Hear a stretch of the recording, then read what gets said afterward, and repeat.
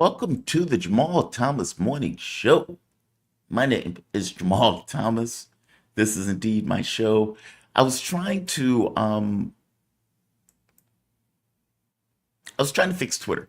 So normally I stream through Twitter, but since Twitter screwed over my account and did not change over my account for the last 2 months, I stopped paying Twitter. I was like, screw that. You're not getting any money from me from a hacked and stolen account. And apparently, whoever hacked the account sent off a bunch of requests to other people that was in my email list, which they thought it was me. Apparently, they clicked on links. It's a F fest. That's it. I'm not streaming on Twitter today. I will resolve the issue with Twitter after the show. They require payment information. I did not want to give them payment information because the account was hacked and they weren't doing shit about the fact that the account was hacked. So there's that. In fact, if I am not mistaken, I think they also got rid of a bunch of tweets that I put in, which just sucks. Which just sucks. That's okay. Welcome to the Jamal Thomas Morning Show. I hope you guys are doing all right. Shout out to the chat. People who are here early in the morning to hear news, politics, information, and all that good stuff. Wraith, Diane Thomas, Toyota Hillis, Holly Holmes, Jinho Choi. Shout out to all of you. I hope you guys are doing okay. Can you guys hear me okay? I'm in a different environment, as you all can see. I'm in a hotel. I will be in this hotel for the next, 15 days, 17 days, give or take. So hopefully you guys can hear me okay. Hopefully there's no weirdness, no distortion, no anything like that. I hope you guys are having a fantastic morning up to this point. The morning has just started for most of us. There is a lot of odd and interesting news. So apparently, one of the stories that have been bubbling up is that Donald Trump is considering bailing on NATO, and not really bailing, more so the places right here. So Trump put this out, and NBC News is piggyback on this story. Common sense, right? Right here.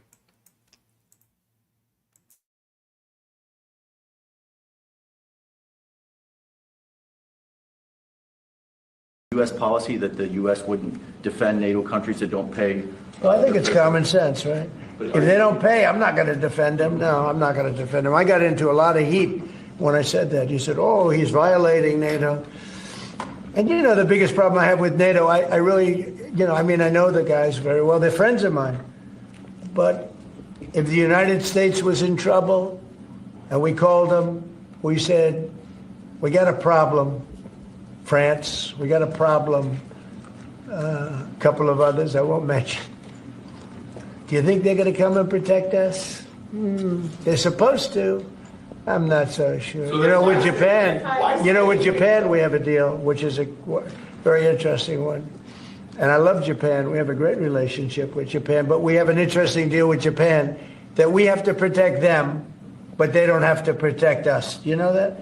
That's the way the deal is. U.S. policy that the U.S. wouldn't defend NATO countries that don't pay? Well, I think it's common sense, right? If they don't pay, I'm not going to defend them. No, I'm not going to defend them. I got into a lot of heat when I said that. You said, oh, he's violating NATO. And So there have been a lot of people who have made the argument that Donald Trump is effectively trying to destroy NATO, or at the very least pull out of NATO. Now, to piggyback on this, it says right here, the U.S. could decide to defend those NATO countries. This is being shown on NBC News. I was looking for the NBC News thing, but again, Twitter. The U.S. could decide to only defend those NATO countries that actually meet the bloc spending requirements for former and current officials have told NBC. The policy would be a major departure from the core articles of the military bloc, which state that an attack on a NATO member is treated as an attack on all. Good, good. Look, when the Warsaw Pact countries fell apart, NATO should have went with it. And instead, we decided to use NATO as a power projection device into Europe, where we fundamentally had control of. And to show you how much control we have of that device, when the United States stopped sharing intel with Ukraine, it also meant that Britain was not able to fire its missiles because the Storm Shadow missile depended upon the United States targeting information in order to fire. That is how much control we have in that block. And so for Trump to basically say, if you're not going to pay your fair share, then maybe we don't defend you. This is on top of the US wanting to pull out of Europe anyway. But let me bring in my guests. I am joined with the man of the hour, Arnaud Develay. How you doing, my man? You doing all right? Hello, Jamal. I'm fine. Thank you. Good. I'm glad that you can join me. Let me straight right here. Excellent. Arnaud, he is a author, political analyst, and international lawyer specializing in international criminal law.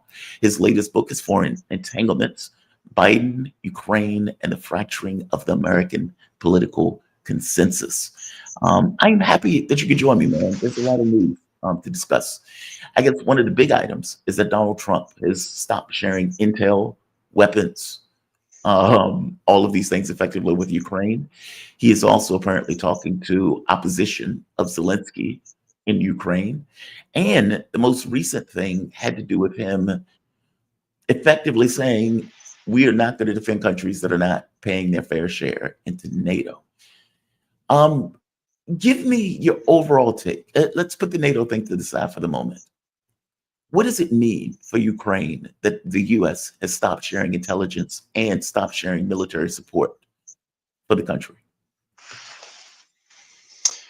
Well, I guess we haven't seen the end of the fallout from last week. I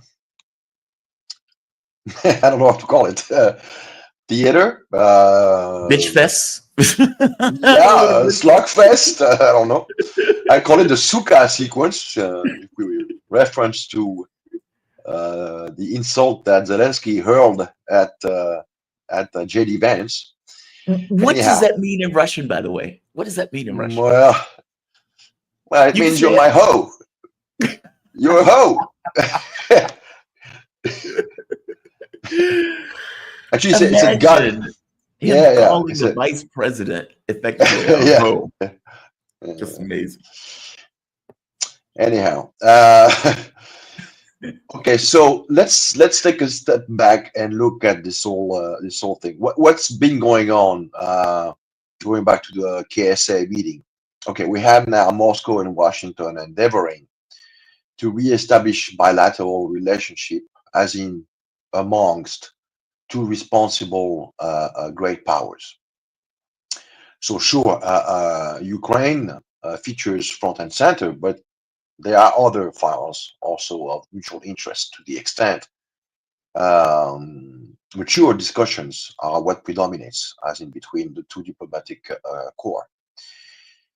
Now, as far as the Ukraine file is concerned, and as far as Trump is personally concerned, owing to the fact that he somewhat substantially ran for president on putting an end to that conflict,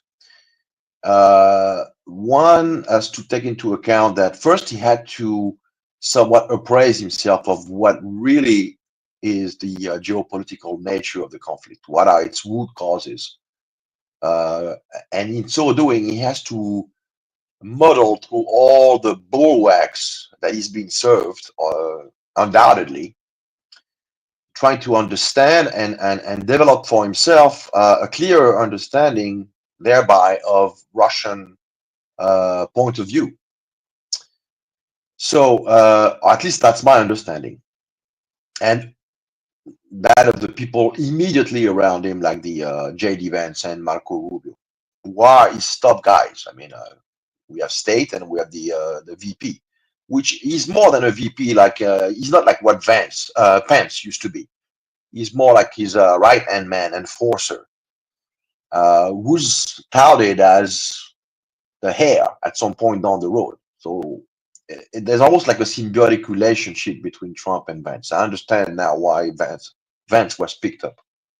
Anyhow, so the first order of business in trying to understand upon whom Trump and Trump's team can count on is to try to identify whether or not Zelenskyy, for lack of anybody else at that point by default, is someone willing to play ball.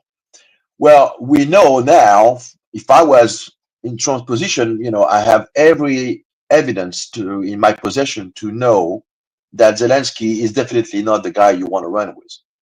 Zelenskyy is in it for Zelenskyy and his sponsors, to the extent that those sponsors want continued conflict for a whole range of reasons, which we're not going to get into right now. But Zelenskyy's job is to continue the conflict. That's what he was programmed for. That's the software that animates him. Whenever he goes anywhere in the world, he basically hands out, his hat and say, we're fighting for freedom. We almost are fighting for your own security, but we need help. That's the one-liner. That's what defines him. So when there are notions being introduced in the equation bearing on a ceasefire, immediately that software starts going crazy. Like, it's got like those kind of hiccups and bugs. And Trump has seen that, because after those 40 some minutes talking to him, he would have expected, somehow the meeting to go as planned, the guy to say, basically to concede on the principle of putting an end to the conflict, sign that mineral deal and go home. Everybody would have been happy, and that would have made for great photo ops. The problem is that he reverted true to form. Zelenskyy, that is, reverted true to form when he said, we need security guarantees. Security guarantees was never going to be part of any kind of discussions, especially not in front of the media, which is why Trump allowed this whole sequence to go on, so that the media, the whole world media, could see that the guy, was not a reasonable person. He's not first and foremost interested in a ceasefire, and to the extent he might want to hear or talk about it, it's automatically attached to security guarantees, which, from Trump's perspective, when you poured X amount of billion of dollars plus military assistance, intelligence, etc.,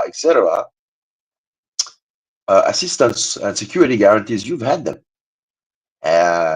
You had the chance. Now, this is where Trump will try to rescue the uniparty argument at this point in time, right now, as we speak, is you are a sovereign country. You had the chance to put an end to this, and you decided to take it upon yourself to confront Russia. And at some point, you came to us, asked for help, and we helped you. Of course, the reality is nothing like that, but this is Trump's way of selling it to the American public. So obviously, for this purpose alone, Zelenskyy is out for all intended purpose. So then on top of it, Zelenskyy came back a couple of days later. He said, we're willing to sign that deal and not discuss things that, might ride the White House. But then a few days later, he's in Brussels with all the European poodles, and it's war, war. So in the White House now, that's it. We're done with this guy. So the idea now is to try to find somebody with whom the White House can play ball. And this is, so they're trying to put, obstacle in the currently structured political figures in Ukraine. They want to try to undermine Zelenskyy. They cannot coup him. This would be too obvious, even the most, what you might call it, uninformed person would somewhat connect the dot that this has something to do with what happened in Washington. So they can't do it like right out. Like they have to somehow be a little bit more subtle. So this would explain why we've had those announcements bearing on the stopping sharing intelligence, bearing on a suspension of aid at some point, in Poland at least. But it's not going to make a big difference on the battlefield because Ukraine can go on at their current rate for the next 6 months at least. So it's really a symbolical You think gesture. so? Really? Yes. Without U.S. support, they can just keep barreling along. Well, because the U.S. support, quote unquote, has been delivered a long time ago with 6 months supply extra compared to the point in time when we discussed the issue. Mm-hmm. So there are enough U.S. supply for the next 6 months already in theater. That's burning. That's how bad. This is, it's like if they kept paying, if they kept providing, additional packages, it would just extend that 6 months reserve further. Okay, what about artillery, for example? I mean, artillery. Ukraine was burning through artillery like water. They can go on for a while again. Okay. I mean, the regular artillery. Yeah, they can.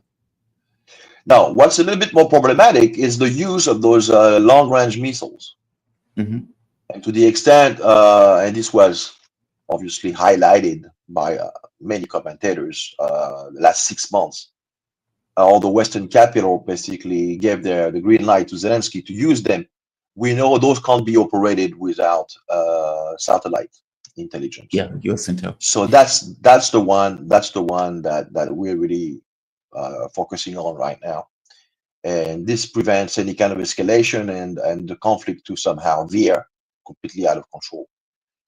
So on that particular point, yes, this is actually an important step. Now, we've had rumors that the Trump administration has been talking to people in Ukraine, but I mean, who have they been talking to? From what I understand, they've been talking to really losers. I mean, right. Timoshenko, the gas princess, she's toxic. Poroshenko, he played along with the Biden, team. He reneged on the Minsk Accord. It's under his administration in Ukraine that the Minsk Accord were completely trampled. Mm-hmm. So he's not a reliable partner. Kiev's mayor, Klitschko, and Zelenskyy, on top of it, Zelenskyy just came out yesterday, I think, and accused Trump of betraying the world order. Yep. I mean, you don't demand that. I mean, it's like, so obviously we know that Zelenskyy is basically kowtowing to his sponsors who happens to be in London. So Zelenskyy, as I said, is London's candidate. So they have to find somebody else. And I don't think they have anybody right now, to be honest. What is the guy we talked about Arestovich. There's Arestovich who could be an option. But you got to build him up, and you really have the time to build him up. Does he have like a lot of relays in Ukraine? Yeah, he's left Ukraine. He's on the run. So how do they have to go with someone who's somewhat still connected to power centers in Ukraine, and everybody who's left in that situation in Ukraine are lame, rotten branches to sit on, to be honest. So I don't know. This is what things are kind of dragging. Just to interrupt real quick. There's a gentleman that Russia traded for in order to get him out of Ukraine. He was part of the opposition party. I can't think of his name though. Medvedchuk. That's his name. Yeah. What about him? But Medvedchuk might be thrown into the ring at some point when we have when Washington has resolved in a way their own need to lean on someone who's reliable. I see. You see, and we have somewhat a working understanding on creating the conditions for an election to take place as early as possible. And then Russia will probably push Medvedchuk, which happens to be, as far as for the Russian speaking people still remaining in what's left of Ukraine, it could be a good option to protect and promote their interest. I see. So, but I don't think they will introduce him at this point in time. It's too early. It's too Mhm. early in the game. Right now, Washington is trying to get someone in Ukraine who can only and solely and exclusively relay and adopt Washington's line on the conflict. And Zelenskyy is not it. So that's the problem right now for the Trump house, the White House. Mhm. They need someone, they need a relay, they need a partner, a reliable someone to play ball in Ukraine. And Zelenskyy is too beholden to a lot of various interests. Who, by the way, I would assume, told him that the moment you play along with Trump, we'll drop you. We'll actually drop you, like, literally. Trump might not go as far as dropping you, like, in that sense, but we will, because we won't You're allow talking about anyone take to. his life. You're saying that's the Yeah, end of him yeah, breathing, yeah, effectively. Yeah. definitely. Because in Ukraine, there are a lot of people who are willing to take on Zelensky's job and get paid, get their payday in that sense. All the while, promoting the same line, we're resisting Mhm. aggression, we're fighting for your values. We don't want to be sold on the altar of, Trump, Putin's interest, cutting a deal in our back. A lot of people are willing to do, for the simple reason that they're compromised themselves, owing to their own stints as prime minister of Ukraine going back to 2004, whether it's Mhm. Tymoshenko, whether it's Poroshenko. Those people are all corrupt to the core. So I think this explains also why things are somewhat kind of slow to pick up. Because right now, like the Russians said, they have somewhat of a delegation and an emissary ready, waiting in the wings, but they're waiting for the Trump administration to unveil who's going to be their negotiating team. And thus Right. far, we don't know. We still don't know, because they have all those issues to come up with. In a way, it's the what's the expression? The cat that calls the kettle black, or the Oh, kettle right, that right, calls the right, cat. right, Yeah. right. It's that, this is a legacy of U.S. policy for the last going back to at least 2014, if not before that. Is that you took over the country. It's become this kind of zombie. It's only Mhm. on life support because you want it. Right. You control the legislative agenda. You control any kind of anybody who sneezes in Ukraine. America knew about it. It was like an extension, a direct extension of American foreign policy in Eastern Europe. Yeah. So you can't just disengage yourself like this, do a 180-degree on the fundamental uh, agenda, which Mhm. you promoted yourself, and that you enrolled all your allies in the collective West to partake in, Yeah. and hope that by somehow getting into office, you're going to press on a button and overnight redo all that. It's impossible. It's Mhm. impossible. And like I said, anybody who might be willing to somewhat go with Washington's line, they left the country. They have no way to cultivate relays and support inside the country in a way that would somehow make their run for president credible. What about bending somebody into form? I mean, because if you think about it, Rubio, Kellogg, many of the Republicans that are backing Donald Trump, Lindsey Graham, none of these people agree with Trump's policy. All of them are following the same line. Meaning, even though they don't necessarily accept what Donald Trump is trying to do, none of them would say it. In Rubio, he looks like a different person. Like he has Yes, been he does. very clear. Hegseth, same thing. Yeah, Like, because a neocon. I mean, Rubio is known as a neocon, hardcore. yeah, exactly. And so, is it possible to find somebody who maybe not necessarily agrees, but is bent into shape anyway? You know, I mean, if I was in the White House and I was advising Trump, I would put a coin on Arestovich, Mhm. because Arestovich, at the end of the day, I don't see anybody else who's come out in the open. Also, keep in mind, there's another guy whose name we haven't mentioned, and who somehow like alluded that he would want to run for office. That's Alexander Dubinsky. Alexander Dubinsky, who's got all the nuggets also on the Burisma affair and all this, Yeah. but who knew too much, and that's the reason why Congress never subpoenaed him because he would have really spilled the beans.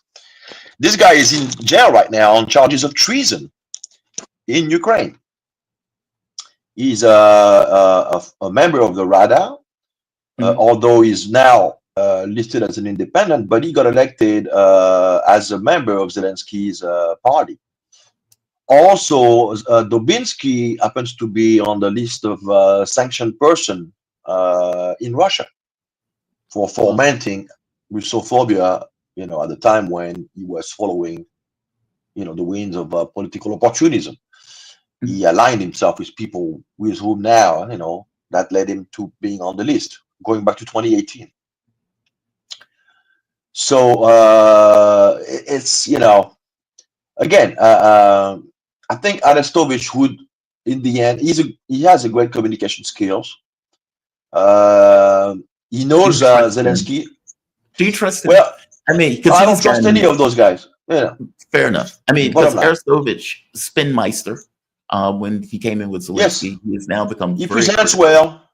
Yes, Yeah. and he says truth. I mean, he even said recently that if he was elected, he would send Zelensky to jail for life. Yeah, I saw that. I guess his platform would be, "I'm not Zelensky. I know him, and I'm not him." And not to mention, he came out really, really early uh, during the conflict in opposition to Zelensky. You Mhm. can't take that away from him, meaning that he's not blood soaked like the others who somehow either rhetorically, actively, affirmatively, and or through abstention, have endorsed Zelensky's policies. Right. Because again, it is a dictatorship. Opposition Mhm. parties were banned, and to the extent you expressed your disagreement with Zelensky, you would be finding yourself in jail Okay. or worse. Yes. So Arestovich leaving the country is a sign that he's the real deal. The Mhm. thing now is that you got to build him up from scratch, and you got to do it fast. So you're gonna have to spend, commit, support, resources, and use that spin machine. The problem is, how do you get the legacy media to endorse someone who is not Zelensky after having All of fawned these over Zelensky? years. Yeah. That's the problem. You need the whole legacy media to play ball. Oh, that's interesting. That is super interesting because that's what Trump is trying to do. And, he's like, all He right, we needs need a Zelensky partner to go on the away. ground. Yeah, exactly. Yeah, they need somebody on the ground. Let me ask you So this. he's Oh, yeah. no, No, please go ahead. continue. Well, No, I was gonna say. I mean, I think that explains also partially why Trump is somewhat trying to undermine, Ukrainian capacity to do too much damage. Because again, we have a crazy, cooked up cocaine man clown behind the wheel right now, who is completely unpredictable, mhm, unmanageable. And who only knows one thing is that he loves to be president, quote unquote, whatever that means, because he's getting paid. yeah. That's the role of his life. So what happens to comedian when the curtain falls? They go back into darkness, obscurity. It's over. So the guy thrives on this. We have to understand the psychology behind, what makes Zelensky get up and somehow carry on every day, despite the fact that the optics are increasingly looking bad as far as he's concerned. is Yeah. anything but a genuine item as far as being a head of state is concerned, and it shows. Well, the majority of people in Ukraine want to end the war. The majority of the people in the Yes, United States wants to end the war. And the view of Zelensky in the US has gotten markedly worse, like significantly worse over the course of the last few years. Tell me what happened to him. Like when Zelensky got in, he got in on a peace ticket. The entire point was, I'm going to fulfill the Minsk agreements. I'm going to, make friends with Russia. We don't need to be at odds. We don't need to be at war. How did that change? What was the transition between that guy who got elected to I am now going to fight forever if I need to? well, there was never any transition. It was all like a psyop I from see. the yeah. He was plucked out of the doldrum by this Ukrainian Israeli oligarch named Igor Kolomoisky, Mhm. who was a relay of the Soros sphere in Ukraine, a local partner of the Soros Open Society and all the NED, all the CIA stuff. So he basically propped up. That's what they did. They took him out from the obscurity and they turned him into a golem. Mhm. And the idea was to present him as hold on.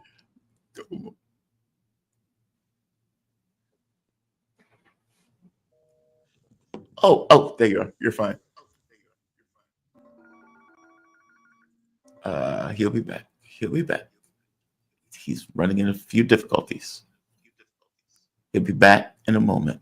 I was laughing at the golem comment. They turned him into a golem. There you are. Can you hear me? Can you hear me, Arnaud? Hold on. Can you hear me? I can see you, but I can't hear you. Yeah. Can you hear me? Yes, but you're very low. Hold on. Let me get out and come back in. Oh, yeah, I can hear you. Okay. There we are. I can hear you. Okay. He'll be back. He'll be back. Ran into a few sound difficulties. I was fascinated by the change with Zelensky, to be honest. And I wasn't sure what was going on with that. Whether it was he was just lying in order to get elected, or he actually did mean it, got in office, somebody put a gun to him and said, dude, if you go along this pathway, we will put a bullet in you. In which case, he immediately became the golem, as Arnaud pointed out. It could be either, right? I found it to be radically sad. And what I mean by that, if you have a population and the population goes onto a war footing, fair enough. Maybe there are legit reasons for the population to go onto a war footing. But when you have a population and the population says, we do not want war, we explicitly don't want war, and as evidence of the fact that we don't want war, we're voting for this guy. And then that guy gets in and does the opposite of what he said and the opposite of what the public wanted. And in doing the opposite of what the public wanted, ends up getting 1 million people killed or damaged permanently. That is tragic when you think about it, meaning that takes this from the level of a catastrophe into something even worse. There you are. Welcome back. Sorry about No, that. you're perfectly fine. You're perfectly fine. You were effectively pointing out, well, I was telling the audience how sad all of that is. Like to have a guy who sells this idea that I'm the peace candidate. I want to make good friends with Russia. I want to bring this to bed. And then immediately goes into this kind of war footing. The public didn't want it. And yet that's what the public ended up getting, to the tune of all of these people being killed. But you were saying that ultimately, no, he just lied. He just lied. Yeah. Well, Poroshenko was somewhat past his valid date of peremption. He expired. Yeah. So he was just not popular. And again, Poroshenko, there was a speech he made in 2015 where he threatened all the inhabitants of then uh, uh, eastern Ukraine, Donbass area, and Lugansk. in particular, to basically deprive them, to relegate them to second-class citizen, basically that they would not get access to retirement. Uh, um, they would not get paid their retirement. Their kid would not go to school. They would be living in basements. All this while he's basically allowing the Ukrainian armed forces to shell civilian areas every single day. Hmm. And by the time the special military operation started, we're talking about 14,000 civilian casualties there. So that guy, for that reason, had to, they had to come up with someone who would be more charismatic, a little bit less, Poroshenko looked this kind of like old Soviet style way of communication, not good. Hmm. So that's when they plucked that Zelenskyy. Zelenskyy, on top of it, made his career by and large in Russia. He's known in Russia back in the 1990s, if not 2000, into 2000s, I would say. He was famous in Russia. Hmm. So that presented an interesting thing for his handlers, in that he could parlay this record of having lived in Russia, worked in Russia, Spoke Russian. politically spoke Russian. Yeah. So his father is a veteran of the Great Patriotic War. So the guy had, on the paper, he had impeccable credentials. So they sold him like that. On top of it, he was funny. They had somehow manipulated and forged public opinion, because prior to his political foray, he was the host, if not the star, of a show called Servant of the People in Ukraine, where all the corrupt people were basically shot. And the whole series, the whole TV series, was about a guy. That's precisely what happened to him, who basically comes out of nowhere and decides to get into politics, to clean national politics out of from the corrupt. So you Wow. cannot make that up. Yes. Wow. And so his party ended up being called the same name of the show, Servant of the People. That is so. That wouldn't even make a good TV show, right? I mean, like, it's too on the nose. I know, but it's the bigger it is, the easier it gets through. It's a quote from Goering, but during the Nuremberg trials, about imposing narrative. The Yeah. bigger the lie, the better the score. Yeah. So so then they turned it into a somewhat it was a show. It was a casting job. He got cast for the job, and the idea was to basically dull public opinion.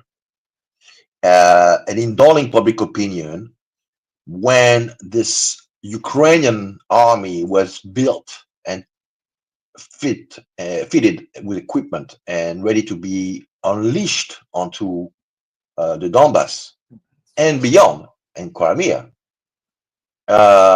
everybody would be somehow sold to the idea that it was Russia who had committed the aggression. Oh, I see what you mean. We elected the guy who wanted to make peace. He did everything he could. He couldn't make peace. Exactly. Yeah. Winston Churchill.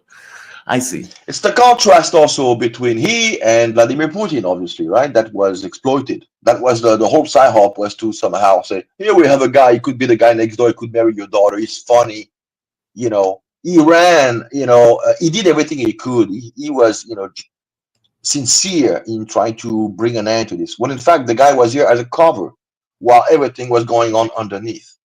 Mm-hmm. Interesting. Again.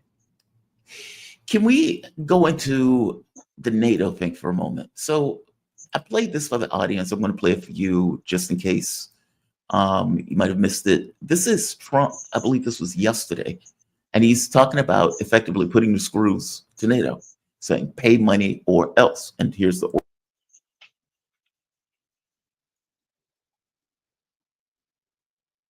U.S. policy that the U.S. wouldn't defend NATO countries that don't pay. Well, I think it's common sense, right? If they don't pay, I'm not going to defend them. No, I'm not going to defend them. I got into a lot of heat when I said that. You said, oh, he's violating NATO. And, you know, the biggest problem I have with NATO, I really, you know, I mean, I know the guys very well. They're friends of mine. But if the United States was in trouble and we called them, we said, we got a problem. France, we got a problem. A couple of others, I won't mention. Do you think they're going to come and protect us? They're supposed to. I'm not so sure. You know, with Japan, we have a deal, which is a very interesting one. And I love Japan. We have a great relationship with Japan, but we have an interesting deal with Japan that we have to protect them, but they don't have to protect us. You know that? That's the way the deal is. U.S. policy that the U.S. wouldn't defend NATO countries. So NBC News is also reporting this, that Donald Trump is effectively doing what he just said he was going to do, that he's mulling over this idea of not protecting countries that don't put in a sufficient amount of money into NATO itself. Now, this is pretty wild because, you know, Trump was like, yeah, NATO should pay 5%. Now, we don't even pay 5% for defense, but by the same token, we pay $1 trillion a year for defense. What is going on with this? I know he has an interest in pulling out of Europe. I know he wants to cut expenses, including the military. He wants Europe to take care of Europe for a while he pivots to China. But this is an interesting way of doing it. Give me your thoughts on this. What do you think is going on here? Yeah, well, I completely agree with you. The guy was elected by the Uni Party to liquidate some of the U.S. operation, you know, basically cut into the, what's the expression? To the bone. Into the bone. To the yeah, quick, yeah. To the bone. Scale back. Got a scale back operation. You got, you know, almost 40. What is it? $40 trillion in debt. It's, you know, we need somebody who's going to come in and basically retool, reorient, you know, transform, make it lighter, you know, and swifter, as opposed to this huge, obsolete, outdated construct of a foreign policy, which, by the way, and we spoke about this, we alluded to it last time out, completely ignores that China is rising, not being confronted to the fullest. I'm talking about from the Washington standpoint, confronted to the fullest, in the sense that if you're going to somehow, which to me is ridiculous, but they think like that, to impede China's rise, you have to do it now, not when China will be too strong to even contemplate containing. So you're wasting your time in Europe.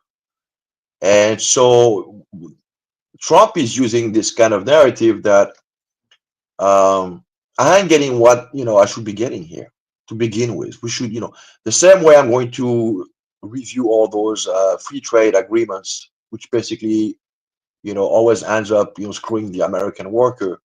I'm going to have to review those defense pacts. And NATO, to, you know, today looks to me like, you know, we're getting a raw deal here, even though NATO has been used as an extension of US power, obviously, but yes, it's a shakedown, you know. But he cannot come out, and it's not unlike the situation with Zelenskyy, you know, in Ukraine. He cannot come out and say overnight, you know, we're out. We don't have to give you any explanation. That would be, you know, disaster, you know, we like this guy. So he has to somehow, and this is the Trump style. You come out with outlandish statements. You put the bar really high. It's like throwing a stone in a snake pit, you know, and watch what happens. There's going to be reactions. And predicated on those reactions, you move the Overton window. That's the first. And then you basically frame the term of the negotiation. See?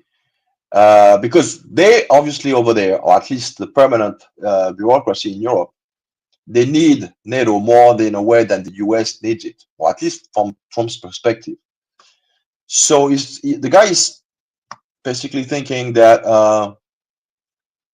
in worst case scenario, we get them to increase to double their share of GDP for defense purposes, and we get them to buy our own hardware. That's that's the worst case scenario. To the extent they can meet my demands politically, it's all good for me. To the extent then they're not willing to do so, or they're balking, then he can easily say, well, if that's the way it is, I'm sorry, but we have to scale back. Mhm. That's presentable to the US on top of it. It's like, what are we still doing in Europe? Cold War's Yeah. over. It's like, why are we here? I mean, we have like 50,000 troops in Germany. I get the sense, though, that he legit wants to scale back. That, yeah, there's an element of politics to this because you have to unravel something that's been going on for like 70 years. But I do get the sense. Well, remember that the pivot when the first Obama term began was going to be all about pivoting away from Europe into the Pacific, East Asia. And somehow it never quite happened because policy wonks deeply ensconced into the State Department and the think tank blob somehow said, no, not so fast. We've got a score to settle. There must have been like a policy debate, at the highest level in DC. And those people who basically, the Nuland, the Blinken, the Vindman, people like that, they basically were able to win out the argument, the policy argument that we can get to China only by inflicting strategic defeat onto Russia. If we do that, we effect regime change in Moscow, we take control of the country, we subdivide it in 22 separate entities along what we've done in the Middle East, right? So that we can easily manage them alongside ethnic and religious fault lines. And we take over all the resources, and then we're in a position 15, 20 years down the road to take on China full out, keeping in mind that, during those 10, 15 years, we will begin in earnest to destabilize China and to prevent it from rising too fast. That was the calculus. Until the whole endeavor crashed into the black earth of Eastern Ukraine. Wow. Inflicting, and so now the whole thing looks like that's a strategic defeat onto NATO on top of it, because if the Ukraine situation does not go the way those people intended it in the first place, when the whole point was that short of taking Ukraine into NATO or providing, like this idiot Meloni said last night, anything that NATO countries get but NATO membership per se, then what's NATO good for? Right. So in a way, what goes on right now, the outcome of the conflict actually helps someone like Trump who wants to do away with NATO, because it shows that this thing it's obsolete. Mm-hmm. There are 28 countries who basically pulled all their resources. They threw billions upon billions. They provided their latest gears, and in the end, that didn't make a dent into Russia. They lost. Quite the contrary. It hollowed up our economies. It destabilized our puppets in Europe, politically speaking, in ways that would have never been imaginable before the conflict started. And it really put NATO as a concept, as a fundamental construct, in a very, very bad light. How do you justify spending money on NATO now? And Trump is like, okay, fine, I'll give you the benefit of the doubt. Show me what you can do. If you justify the price tag, then fine, you win the argument. If you fall way short, I'm sorry, I'm pulling the plug. So this is the way they're going to frame it. I think part of it is also the sense that we aren't equals. We're just defending you. It's like you have all of these tiny little countries that are lumping under the United States for some level of protection. And so it's like, okay, and I think that's why he pointed out, if we needed help, you wouldn't be there for us, because you couldn't be there for us. You don't have the military resources. You don't have the militaries. And so for all intents and purposes, it's just us protecting you, with you being like Estonia, that is one of the biggest mouths in NATO. It's like Estonia of all places. It's right. It's inversely proportional to their, yeah, to their militarily speaking non-existence. Yeah, exactly. And so it's like, okay, why are we doing this? It's not like if we got into a fight with China or Russia or some of these other countries that you could actually help us. It's just be us in real terms. So I think you have a point. How is Europe going to deal with this? Meaning, Ursula von der Leyen pointed out, well, we're going to do, I think she said $680 billion euro rearmament. I don't think she's looked at the European budgets, but that's effectively what she's saying. And if Donald Trump is indeed trying to pull out, what is Europe going to do for its own security? And will it be able to meet its own security needs? Well, there's a lot of questions to unpack here. We should do a separate podcast on this because that's an interesting. Yeah. What I would say is that Europe, as a political entity, needs to double down. So they need to basically go against, first of all of their respective representatives in all the member states are exposed to their own respective population. Mm-hmm. So every one of those Davos babies, the WEF babies, bureaucrats, managers, whatever you want to, goal-lighters, they're banking it all out on building the super European federal state. This is what they're gunning for now.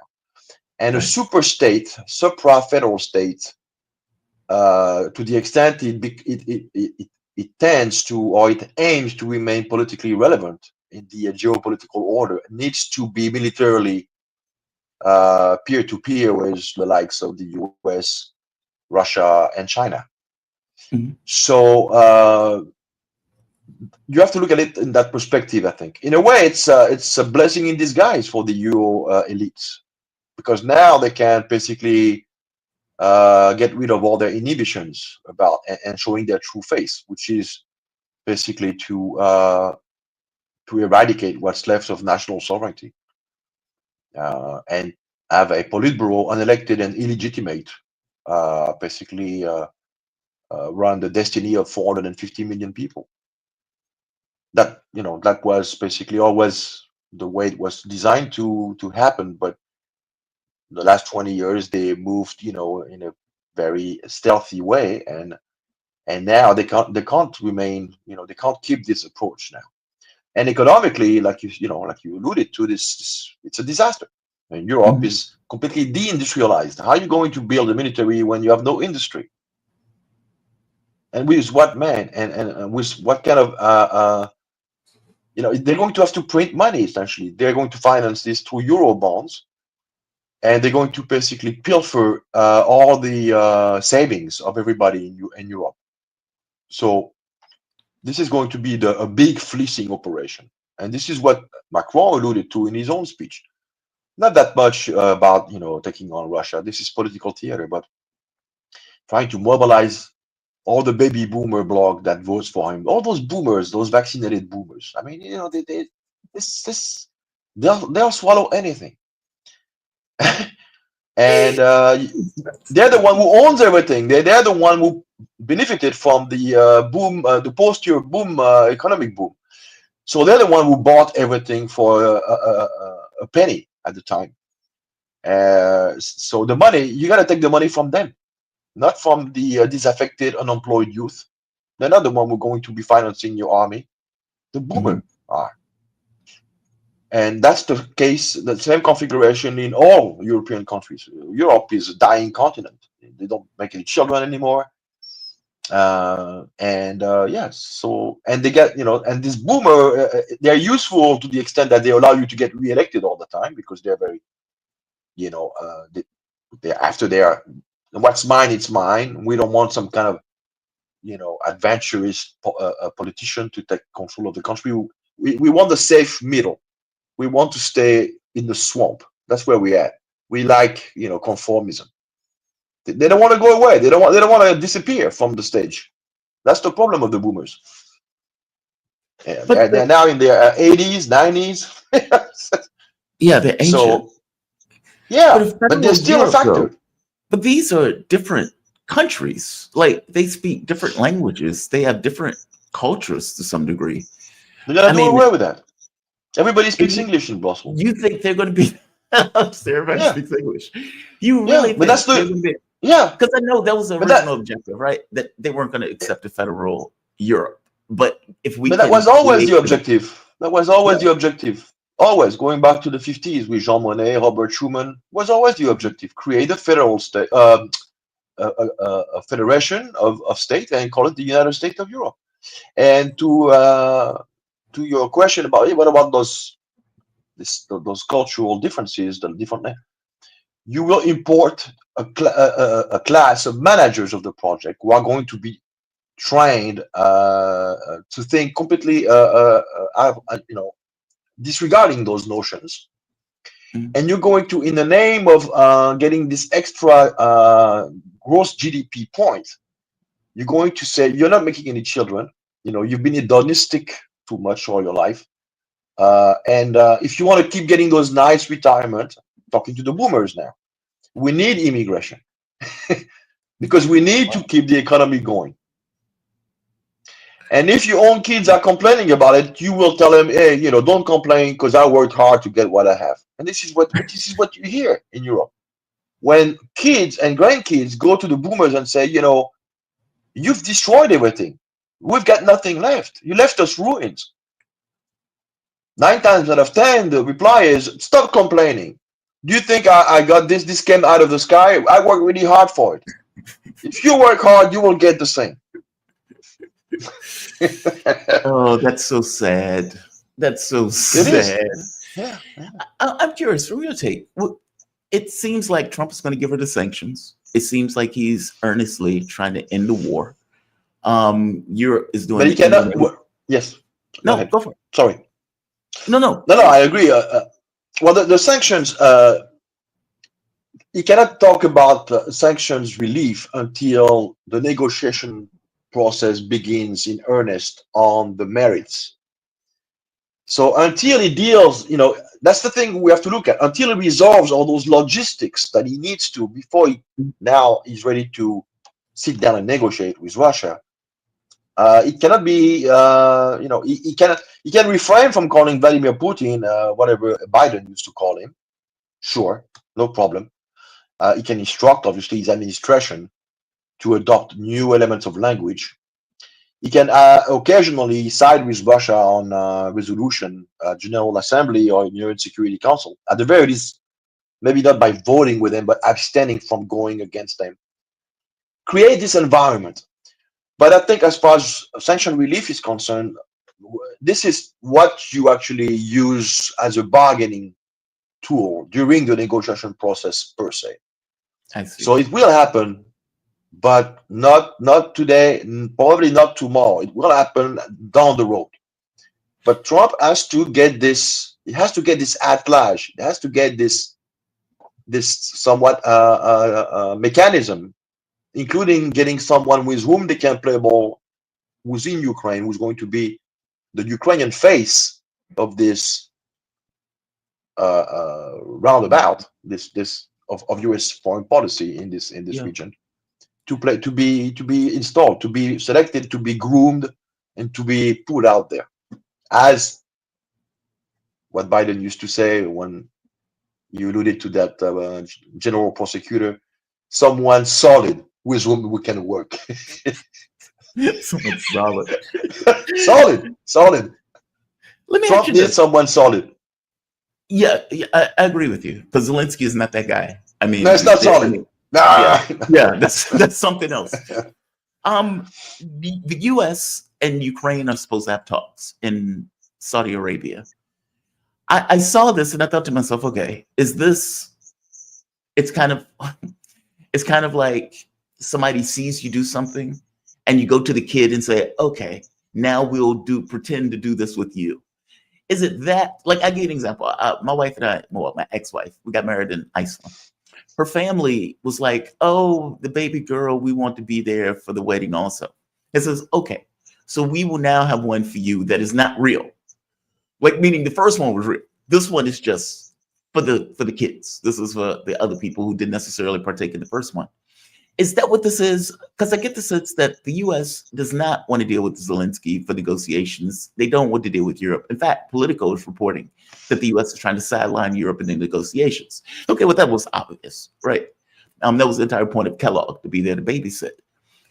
Are these talks just to make Zelenskyy feel better? Or is there some legitimacy to the talks between the United States and Ukraine? The U.S. can talk to Ukraine any day of the week and twice on Sunday, and has been doing so for the last 4 years. Why would they need to have talks with them in Riyadh?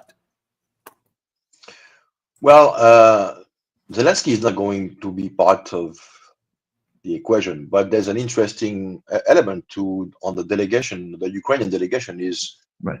Zelenskyy chief of staff, and some would say that's right. Keep an eye on that guy. They might actually convince him that if he plays ball, he has a career. That might be the solid guy. That might be the solid guy. Yes. I'll leave it at that. But this is my perception of that meeting. Really? Oh, so interesting. Because when I saw this, I was like, okay, why does the U.S. need to have talks with Ukraine? We talk to them all the time. They're like a quote unquote ally, if you want to call it that. And so I thought, okay, well, we had talks with Russia and Riyadh. Ukraine was complaining that they weren't part of the negotiations. So maybe this is the U.S.'s way to pacify Ukraine. Not that it's anything legitimate, just to pacify. Your point is Trump needs a solid guy. Yermak is often thought of as the de facto ruler of Ukraine. Maybe that's the solid guy that Trump could use in order to sell this notion of peace negotiations with Ukraine in earnest. Oh, that's fascinating. So it might be an entrance exam. They're going to try. They're going to probe him. Yeah. What do you think the chances of that are? 50-50. That high? That high? Yeah. I mean, like I said, well, because if Zelenskyy falls, Yermak falls with him. I mean, they are, for all intended purposes, they are attached to the hip. So this might be Yermak's way of political survival and to pull himself away from Yermak. Yes. Interesting. Oh, that's super interesting. I guess we're going to find out. Those talks are supposed to come up soon. Oh man, that's so interesting. Man, thank you for this. Arnaud, man, always appreciate keep a look. Keep a watch on the joint declaration after the talks. What should we look for? Read between those. Well, I don't know. We'll see. But what I'm saying is, get a copy of the joint declaration and go through the elements of language and see how close they align with what Trump is saying and what the Ukrainian side is saying. Yeah, there will be a tone to it. The tone is the one that is the element that basically tells you what happened or what did not happen. There will be a joint statement. Do you think there's any chance that this conversation in some way clashes with the conversation between Trump and Russia? How so? Like, Zelenskyy is pushing, I don't believe for a moment Trump is going to give Zelenskyy security guarantees. No. But is there some, how can I say this? Trump, for right now, has set a context in regards to the language that he's been using in order to try to end the conflict. I'm here for peace. I want to end it. I want to end it. Zelenskyy does not want to end it. I guess what I'm saying is there any chance that the language that comes out of that communique differs in any way from what Zelenskyy is saying? I mean, wouldn't they have to toe the line either way? They will. If they deviate, then on some level, that's a turn. That is potentially Yermak trying to solidify. Well, if we read something to the effect that the two delegations engaged in profound and intense debate, which led to productive discussions bearing on where Ukraine needs to be in order to bring an end to the conflict. That kind of language will tell you that there were agreements made, understandings reached, but they're not going to go completely, of course, against what we've been hearing ever since. No, no, of course not. Yeah. Oh, that's fascinating. Oh, that is fascinating. You've piqued my interest on this. Oh, you piqued my interest because I honestly did not know why these talks were taking place. I was like, what is the Me point of neither. this? Yeah. And I was that's a like, good what's the point of question. this? Why the answer is in the question. From Yeah. the nature of our conversation today on this particular topic, the answer is in the question. The answer is the question. Arnaud Develay, man, thank you for this. I really appreciate great conversation. A great conversation. I feel like I've learned something. Arnaud is an author, political analyst, and international lawyer specializing in international criminal law. His latest book is Foreign Entanglements, Biden, Ukraine, and the Fracturing of America's Political Consensus. Arnaud, where can people find you, by the way? They can find my work on 21st Century Wire, especially Henningsen's. I'm a contributor there. And they can find me on X. I'll send you my because it's a pseudo, so I'll send you, and you can put it in the description. It's Perfect. Invictus Lex 291, but there's another. Yeah. So I'll send it to you. People can join me there. Yeah, But that's mostly in complicated. my I'll put it at writing. the bottom. Yeah, I'll put that at the bottom. Yeah. Yeah. Man, thank you for this. You have a fantastic day. Be safe. Thank you. Bye-bye. All right. Great conversation with Arnaud. Yeah, Rain Hazelton, super interesting conversation. It was. It was. It actually was. I am fascinated by that. Like I said, when I saw the meeting, I was like, why would the US need to have talks with Ukraine? I mean, if you think about it, the US talks to Ukraine all the time. We shared intelligence with them all the time. We share weapons with them all the time. Why would that need to take place? But if the objective is, oh, that's fascinating. That's fascinating. That's fascinating. Let's have another fascinating conversation by big events that are taking place. Laith Marouf is an award-winning multimedia producer and broadcasting law consultant and a damn good friend of the show. How you doing, Laith? You doing all right, man? Good. How about you, Jamal? I hope you found a permanent residence already. I have not. I am sitting in a hotel. I'm going to be here for 17 days. Oh, wow. I'll find somewhere. I'll find somewhere. I asked you on, and I really appreciate you coming on. There is an uprising taking place in Syria. I have, at least I had, my Twitter account is a little weird right now, so I can't show the videos.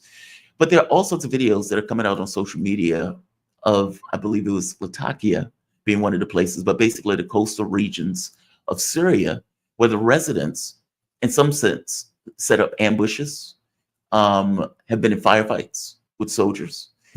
There's been other video of Turkish troops seemingly rushing to the coastal regions in order to back up the terrorists, the HTS group. What is going on? First, did I communicate that correct? And two, what is going on in Syria right now? Yeah, so since the HTS Wahhabi death squads took control of Damascus, 2.5 months ago, there's been nonstop, massacres and sectarian attacks on the Christians, on the Alawites, on the Shia, on the Druze, and as well as on the traditional Sunni preachers in the country. The majority of the Sunnis in the country, Syria, belong to the Sufi mystic sects. They don't belong to the Orthodox or Wahhabi sect. Therefore, everybody's been under this constant attack by these terrorists. And finally, after multiple massacres in villages in the coast targeting Alawi villages, there's been now an armed uprising. and there was attacks on HTS convoys and HTS-controlled offices. And over the last 18, 20 hours, most of the Syrian military bases in the coast, whether it's the Navy, Air Force, or Army, have all been liberated by the locals from the HTS. And even the highest point in the mountains range of coastal Syria that has an artillery base has been now liberated by the locals. And as we see, the HTS is trying to regain control of the coast, and they were unable to, so they needed the direct support of the Turkish military and Air Force, and that's still not enough, it seems like. And this is simultaneously happening as there's another armed revolt in both Suwaida and Daraa provinces that are on the border with Jordan in the south. And there was attacks on the Israeli military occupation positions inside Syria over the night in the Qunaytra area that the Israelis expanded into. Wow. Are they getting assistance from any group? I remember when Russia pulled out, well, I don't know if Russia's pulled out fully, but the thought was maybe they would leave weapons under a box, in a barn, in a cabin, basically leave some means for the locals themselves to be able to defend themselves. You pointed out when I was speaking to you this morning that everybody in the region has weapons. But this seems to be coordinated, and it seems to be pretty intense in regards to their pushback against HTS. Are they getting help from any other factions in the region? Yeah, well, I think what the weapons that are being used are, much of them is light and medium weapons, and those are very available everywhere in the country, including being sold out by HTS terrorists on the black market. You can literally cross the border from Lebanon right now into any Syrian village on the border, and they're displaying weapons right in the market in front of you to buy, including ATGMs. And if you want, you can buy a tank even, okay? So nobody needs to really supply the Syrian people to fight the HTS. They can find, the country is now drowning with either the weapons that were left by the Syrian military taken over by HTS and now being sold on the black market, or things that are flooding in from all the other war zones, as happened in Libya, for instance, when that occupation started. And actually there was, the only demonstrations we saw yesterday up until now were demonstrations by the Syrians living in the coast outside Russian military bases and the Navy and Air Force base, demanding that the Russians intervene to protect them from HTS terrorists. And the Russians are doing nothing. The Russians are doing nothing. Okay, so I don't think people should think that Russia is going to come to the aid here. Russia made a deal with the United States and with Turkey and with Israel. It helped in the destruction of the Syrian military in return for Ukraine being given to them. And so I don't think, and also, Iran is too far away. Right. Hezbollah is busy in Lebanon and can't do much. And in fact, the only fear that HTS have now, true real fear, not propaganda out in the media about Iran and Hezbollah or Iraq or Russia supporting the rebels. The only fear that HTS has militarily is from Iraq. And we saw big convoys of HTS right now heading towards the Iraqi border, because if the popular mobilization units in Iraq or rebels cross from Iraq, that would have been on all sides attack on HTS in the south, in the east, in the west, and that they wouldn't have lasted a minute. You and I so disagree on the Russia thing. And I agree that Russia's not going to intervene. That I agree with. I guess I was thinking in the sense of in more of a clandestine way, because HTS was a blow to them also. And from standpoint of Ukraine, Russia already won in Ukraine. I don't know why the Biden administration would have traded that. Um, but that's secondary. Look, you could be right. I could be wrong. I don't know. Um, oh, I've been watching some of the videos where HTS is effectively committing atrocities. They're murdering Alawites, murdering Christians. It looks like purely in reprisals. In one case, they effectively destroyed a house with women and kids in that house. It wasn't a military target. How far has this gone, and where is it currently? Are they still clashes taking place? Yeah, there's still clashes taking place, but those massacres are happening, and they've been happening for 2.5 months now, Right. nonstop. I know much of it is not making it into Western media and or the social media platforms because the images are horrendous. But on average, for the last 2.5 months, there's been lynchings and slaughter and massacres of Shia, Alawis, Christian, and Druze in all the major cities except Damascus. Damascus has been the quietest on that front. But on average, there's around 200 people being killed, just kidnapped and killed and thrown in the streets, and or their homes invaded.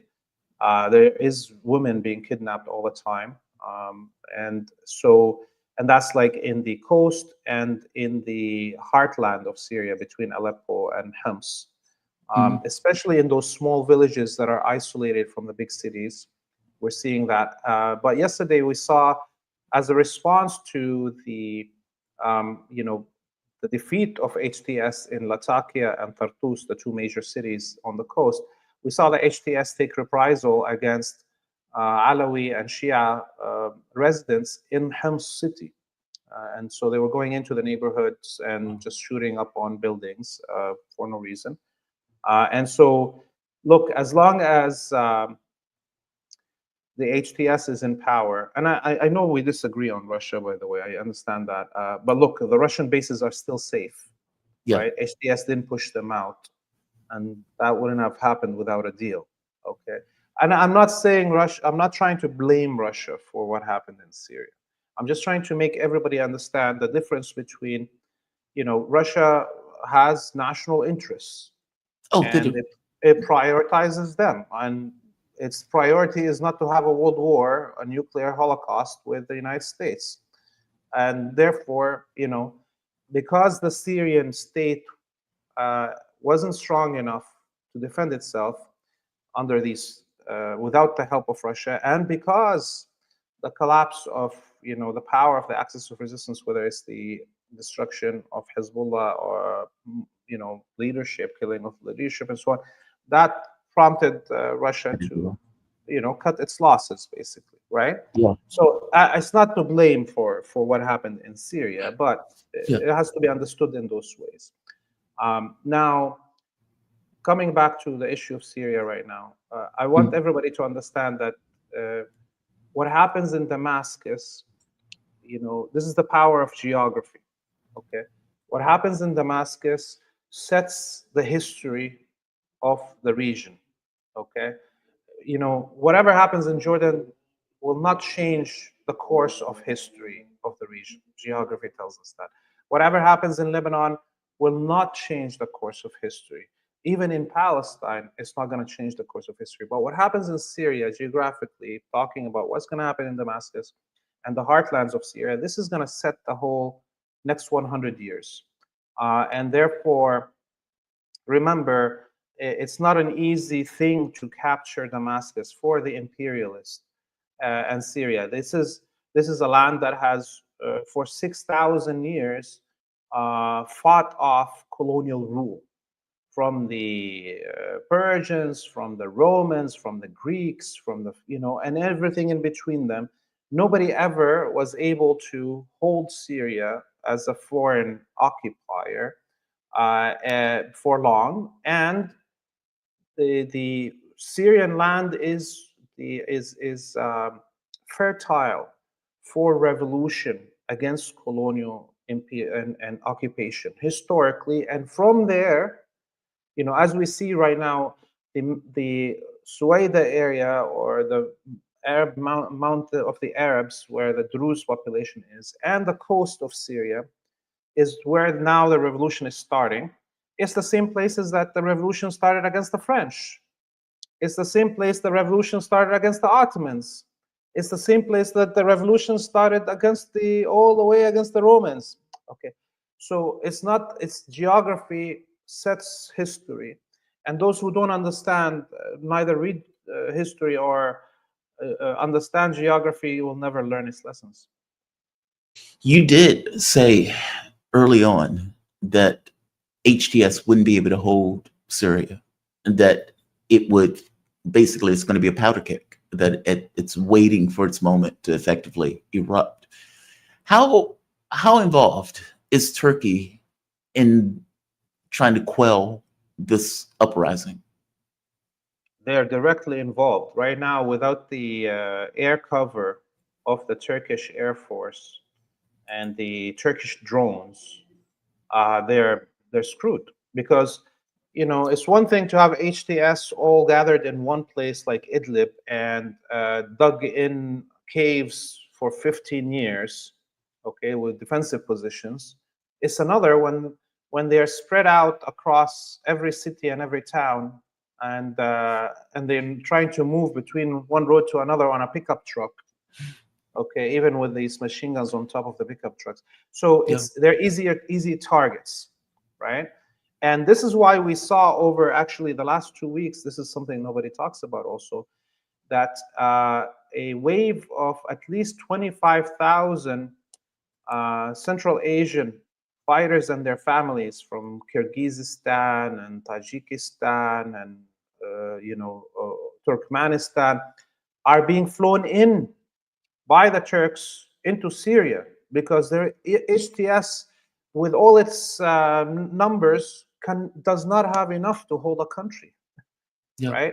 And this is why we're seeing right now police officers on the streets of Syria that are Chechen or Uyghur, okay? Because they went and fired everybody, even including, traffic officers and so on, and now they they can't even have police officers or firefighters, and they're importing them. So the country right now is a powder keg, as you said. It's also clearly the vast majority of Syrians, including the majority of Sunnis, cannot accept rule by foreigners.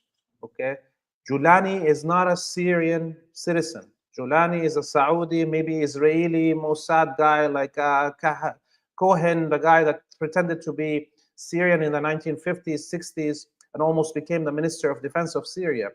This is what Jolani is. Okay, it's like Baghdadi, also a Mossad, agent. This is not.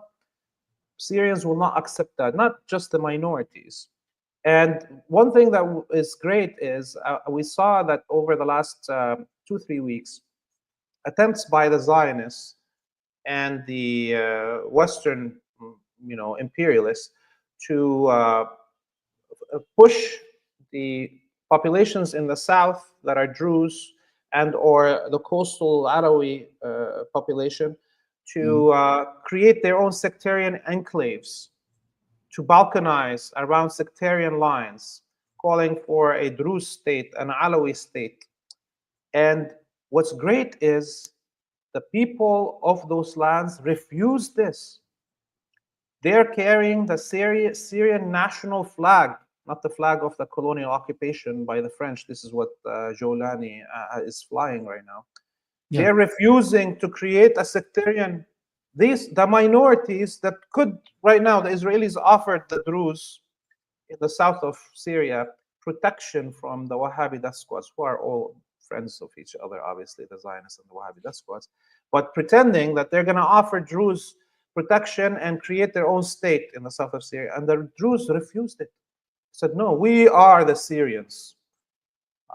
So this plot to create, even if they can't hold Syria to get all at one as Zionist imperialists, they're going to break it up into enclaves and scare the minorities into wanting to hide under one of the imperial powers, turncoats, Yeah. it's not working because Syrians have this root of history and memory of 6,000 years of being anti-colonialists. 6,000 years. Wow. Such a young country. Thinking of the US. How do you think this is ultimately going to turn out? I mean, like you said, the clashes are still taking place. HTS is spread very thin. I mean, they weren't a massive bunch, even when they were able to knock the government over. How do you think this ultimately resolves? I mean, is Turkey going to have to get more involved? Are they going to have to put in more military in order to quell and then hand it back over to HTS? Is HTS going to be able to hold, especially since this seems to be isolated, at the very least in the beginning, to the coastal regions? Yeah, I mean, as I said, there was the attacks on the Israeli positions in the occupied south. Right. And one thing I forgot to mention is that there's been now clashes on the borders of Lebanon, in the north of Lebanon, which is basically close to the highway from Homs into the coast of Syria. So just like a month ago, there was those HTS attacks on Lebanese villages in the north. Now there's an opposite, it seems. So I think the country right now, at any moment, HTS could lose control of the whole country. Okay, and especially if they're leaving the major cities that are the spine of Syria, from Aleppo to Damascus, the heartland, this spine, to head to the coast, and or to head to Sueda to try to quell the rebellion in Sueda. So that means that there's more opening even in the major cities for an uprising. Okay, and so it's clear that Turkey and Israel are going to have to intervene directly to protect their proxies. Okay, and that's great, actually. I, as an Arab, I don't like to fight the proxies. I want to fight one master directly. Yeah. Move over, Jolani. Let's have the real Zionists fight me directly. Okay, and this will actually strengthen national unity. The more direct intervention by Turkey and Israel is on the ground, the more it's clear for anybody that got delusioned. And I'm saying already, the vast majority of Syrians, even the ones that were delusioned before, have now flipped side, have understood. They've seen the Sunni Muslims are going to their mosques and seeing their own preachers being lynched in front of them inside the mosque because they're not Wahhabi, right? So they're seeing their daughters being harassed as they're going to university, right?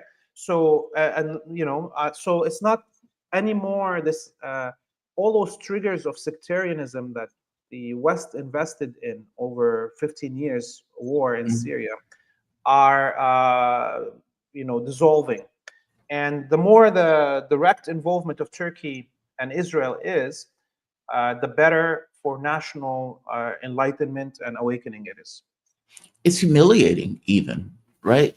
I mean, these guys are saying that they're Syria and Israel is intervening in order to protect the jihadists in power. That looks horrendous. And the same thing with Turkey. I mean, these are foreign imperialists that are effectively intervening in order to keep their proxy in charge of the country. That's astonishing. Wow. Leif, thank you for this. Thank you for the breakdown. I deeply appreciate it. And I know the audience appreciates it also. We have a really good crowd today. So thank you for this. Leif Maroof, he's an award-winning multimedia producer and broadcasting law consultant. Leif, where can people find you? I want to let people to know. Yeah, you can follow us on our website, freepalestine.video, and from there you can get all our socials. We're on Twitter at TV Free Palestine. We're on Instagram, on Telegram, on YouTube, and others. And people can donate and follow all our content. As now, before the collapse of the Damascus government, we're already building capabilities to produce content from there. And then obviously this happened, so we feared a little bit for the lives of anybody that was going to be involved. But as now more space is breaking in Syria for revolutionary media. We're trying to build right now units again to be able to cover the stories from Syria. So people donating on Free Palestine, that video can help us with this. Thank you very much for having me tomorrow. Please, that would be fantastic. Be safe, or at the very least try to be, but no, that we require good reporting out of Syria. Thank you for this, Laith. Be safe, man. Have a good one. Bye-bye. All right. Shout out to him. Shout out to him. I think I hit him up at like 12 midnight.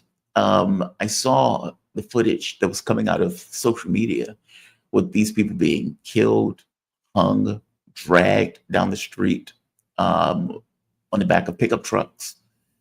And there was also fighting back and forth in regards to skirmishes that were taking place, and apparently even HTS members being trapped in gunfire.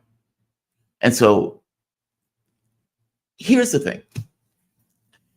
If you take over a country, and in the very beginning, when you first took over the country, if you remember, a lot of the talk was, all right, we're going to be different. It's going to be Syria for all Syrians. And the religious minorities were royally freaked out. In fact, my former producer, well, his name is also Lee. His family is from Lebanon and Syria. And he was pointing out to me that his family was royally freaked out. They had no idea what was going to take place. They saw their government collapse over the course of a couple of days. They saw the Russians effectively stand down at the point in which it was clear that the government was collapsing. They saw the Iranians pull back at the point where it became clear the government was collapsing. And they were left to their own devices with the Syrian army just melting away. And in their minds, the jihadists are going to murder them or going to kill them, or murder, kill, same difference. I guess my point is they were terrified. And living up to their fears, HTS went on a killing spree. They were settling scores. They were murdering Alawites, murdering Christians, murdering Sunnis. They had zero issue with it. And Western media hit it all. Western media didn't want to show it. Because according to Western media's conception of events, this is a uprising. This is democracy taking place in Syria. Despite the fact that the guy is a literal jihadist, a literal head chopper. And they're saying this is some element of democracy. I will tell you, working at a radio station and watching news take place, and you cover the news from a world perspective, and then you dip back into the US to see what the US is saying, oh, it's ludicrous. Over and over and over again, story after story after story. It seems that the media in the United States, more than anything else, is to enforce a narrative, not necessarily give people any notion of truth, context, or understanding of why events were taking place. Syria was the exact same way. We have been trying to overthrow that government for decades. And it just so happened, when they took their eye off the ball, they were able to do it. A lot of it had to do with the money that was exchanging hands. A lot of it had to do with Turkey and Israel working in tandem, despite the fact that Israel, or let's say Istanbul, didn't necessarily want to own up to the fact that they were working with Israel, especially since Erdogan had called Netanyahu Hitler. It's very weird to be working in tandem with Hitler in order to overthrow the government of Syria. And yet, that is exactly what Turkey, as they like to call themselves. I'm not going to say that. I'm annoyed by the fact that they overthrew the country, so I'm being a dick. Turkey. And now, keep in mind, HTS did not have a huge military. They were better equipped. They were better armed than the Syrian military. That is true. They were better paid than the Syrian military. That is true. But it wasn't like you had 1 million men roaming all throughout Syria. And so you can imagine at the point where you now have to spread your forces out in order to maintain control of a particular region that most likely don't like you, especially since you've been murdering the civilian population, then you may not have the force necessary in order to quell every rebellion that pops up throughout Syria. You also have a situation that many of the people who are fighting are probably part of the Syrian military. That was part of the Syrian military, the Syrian army before the Syrian army collapsed. You have regions that are heavy in the minority populations. Those minority populations know that they've been getting murdered by the new government. It's ripe for an uprising. It is ripe for an uprising. I am what you made me. It's one thing if HTS took over and didn't go on a killing spree. Okay, the population's going to have some feelings about it, but it may not be this radical level where there is a need to push back, a need to resist, because your very life and the people who you care about in regards to your family, friends, your community are at risk with a clear and present threat of this jihadist group that we backed, Turkey backed, and Israel backed in order to take power in Syria. Laith believes this is an uprising and that the uprising is beginning in these coastal regions and that the fighting is still taking place. The reason why I asked the question of, okay, where are they getting the weapons? Well, he pointed out there are weapons everywhere. So that it's not that. My initial thought was, is there a clandestine operation in order to back these groups? Because keep in mind, it was a major blow to Russia, Hezbollah, Iran when Syria collapsed. HTS, who is effectively, again, backed by Israel, notice that those jihadists, under no circumstances, attack Israel. Under no circumstances. Despite the fact that Israel was taking more and more territory in Syria, they would never raise a hand, a fist, throw a bullet at Israel. And I mean, like, just throw a bullet. Wouldn't do it. They would, however, go after other Muslims, despite the fact that they're calling themselves, like the vanguard of the Islamic revolution. We'll see what happens. I mean, this was kind of a conversation Laith and I had when this first happened. And he pointed out they are not going to be able to hold Syria. It is a powder keg. It is an explosion, effectively waiting to happen. And as you notice, I don't have the video, but of the trucks coming from Turkey in order to help pacify the population, because I would imagine they didn't believe HTS could do it on their own. It is fascinating. It is fascinating. Shout out to Laith for joining me on short notice in the way that he did. I showed the video of Donald Trump. Donald Trump is waging a trade war that is causing chaos in regards to our markets. It will impact our prices. My suspicion was that because he's doing this against the entire world, that the world may not buckle under this, because you're doing this to the entire world. You're effectively creating enemies out of everyone. And if everyone passes reciprocal tariffs back at you, how are you going to tolerate that? How's the American economy going to tolerate that? How's the American public going to tolerate that? Will they relent at the prices? And as a warning to Donald Trump, the American public likes that you're ending the war. No issue. Polling shows it up. The American public may even, on some level, be okay with the idea of going after waste, fraud, and abuse. They are not okay with the way you're doing it. Firing all of these workers, firing all of these people. Some of these people are Republicans, by the way. Going after the budget in the way that he's going after the budget.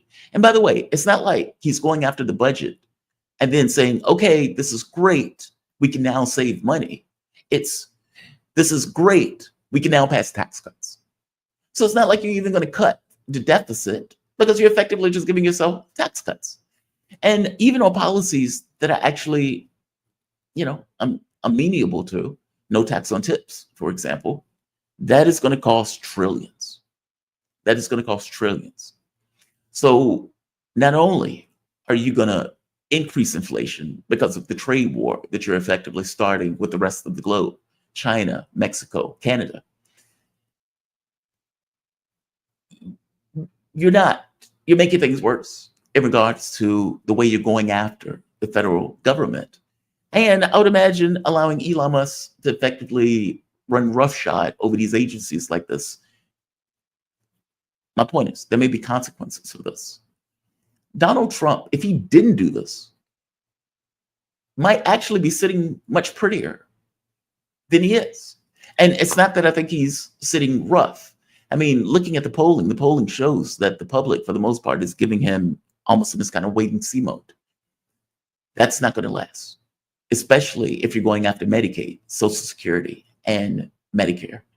That is something that Trump explicitly said he was not going to do, Social Security and Medicare. And using this fig leaf of waste, fraud, and abuse, it's not going to work. Mark my words, I tend to be right. Give it time, there will be consequences for this. And what's sad about it, it's consequences without the Democrats even having to show that they did anything. Meaning the party is fundamentally waiting for him to overstep. They have said it's about feelings. We don't need to change anything. As Garland would say, we are morally superior, we're morally right. And if you're morally superior, how do you make changes when you're morally superior? What they're waiting on is him to overstep. The war is not working in their favor, so that's not going to work. Social Security, Medicare, Medicaid, that will work. And that is, talk about a third rail or hot rail in American politics. It will be in Trump's best interest if they bring on a bill going after Social Security and Medicare to say no. I don't know if he has sense enough to do that. We'll see. The reason I brought this up is because Donald Trump decided to hold off on immediate sanctions against Canada and against Mexico because of the belief that it was going to damage our own industries. Canada has passed sanctions against Trump. They've gotten rid of all of the alcohol. They've gotten rid of, I believe, tobacco and some of the other products. But also energy. Also energy. So right here. Right. All right. So right here. Canada has decided we are passing sanctions on energy. And so various states in the United States get energy, electricity from Canada.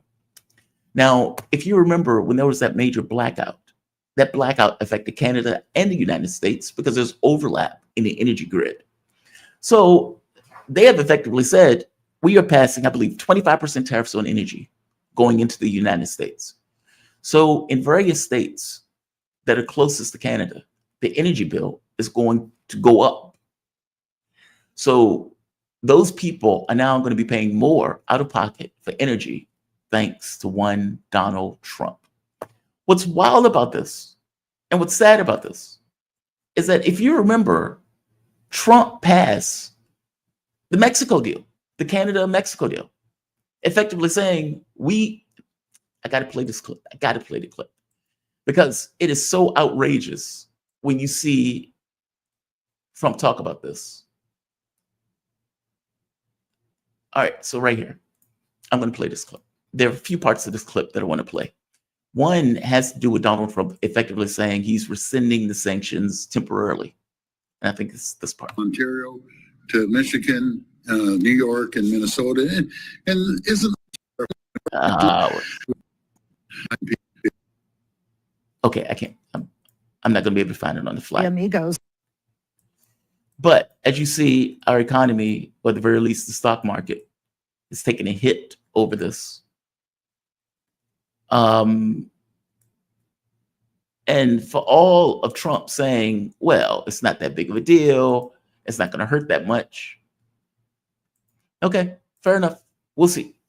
When Americans go and pay their energy bill and they see that energy bill is higher, what are they going to say? Who are they going to blame? And are they going to give Trump a pass on that energy bill being higher when he decided to start a trade war? And keep in mind, this is after the first term where Donald Trump renegotiated NAFTA. I forget the name that he called it. I think Canada-Mexico deal or America deal or whatever. He had already negotiated that in his previous term. And so he is effectively now saying he wants to relitigate. And he wants to relitigate by announcing sanctions or tariffs on Mexico and Canada. Just amazing. Just amazing. And by the way, nobody points that out, or very few people point that out, that in Donald Trump's first term, he had already relitigated NAFTA. So what the hell is this? How are you now coming back 4 years later and saying, I know we really did, we did NAFTA over again, but now I want to do something else. How are you doing that? How are you doing that? And you can imagine Canada is saying F off. And Canada is saying F off. China is saying F off. So we'll see how long Trump can go with this, because he is also saying he wants to do the same thing for Europe, passing sanctions against Europe. Now, Europe's economy can be damaged by tariffs. I said sanctions. Tariff, sanction, they're being used for all intents and purposes in the same way. That's why I'm using the term. Europe's economy can be damaged. The issue for Trump, though, is that he's doing all of this at once. So not only are you firing American workers, not only are you trying to destroy various governmental departments, such as the Department of Education, not only are you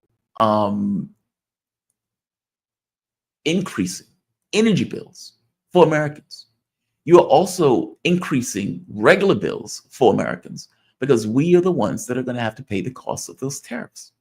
Not to mention trying to get auto parts from point A to point B, all of those things is just going to be chaos. So a president that was brought in order to lower costs is now going to increase costs. Now, part of Donald Trump dealing with sanctions relief in regards to Russia, I've heard the argument being made that if you can get Russian energy on the market, then by definition, you can cut down the costs of oil. Saudi Arabia wouldn't do it for him, but if Russian energy all of a sudden hits the market without sanctions and everything else, okay, well, now energy is cheaper. And by definition, because energy is cheaper, other items of the economy are also going to be cheaper. But again, you're doing this simultaneously while increasing energy costs for various Americans in the northern states. I will give fair warning. I will give fair warning.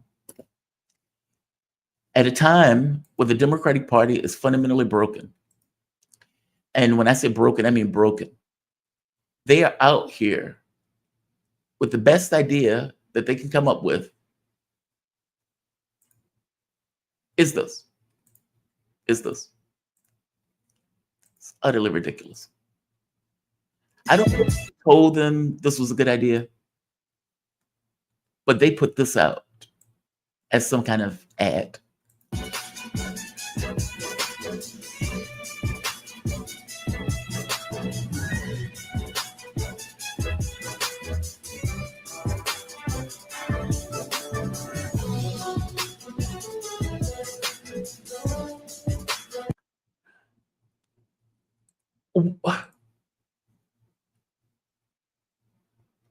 Why are you doing that? Why are you doing that? My point to Trump before going into that, you're going to let these goofballs take back power because you are doing things that are flagrantly flying in the face of what people put you in office for. I want to go back to this video. This is too stupid. This is too stupid. This is what the Democratic Party has decided to do in lieu of policy, in lieu of actually representing something. This is what they've put out in regards to messaging.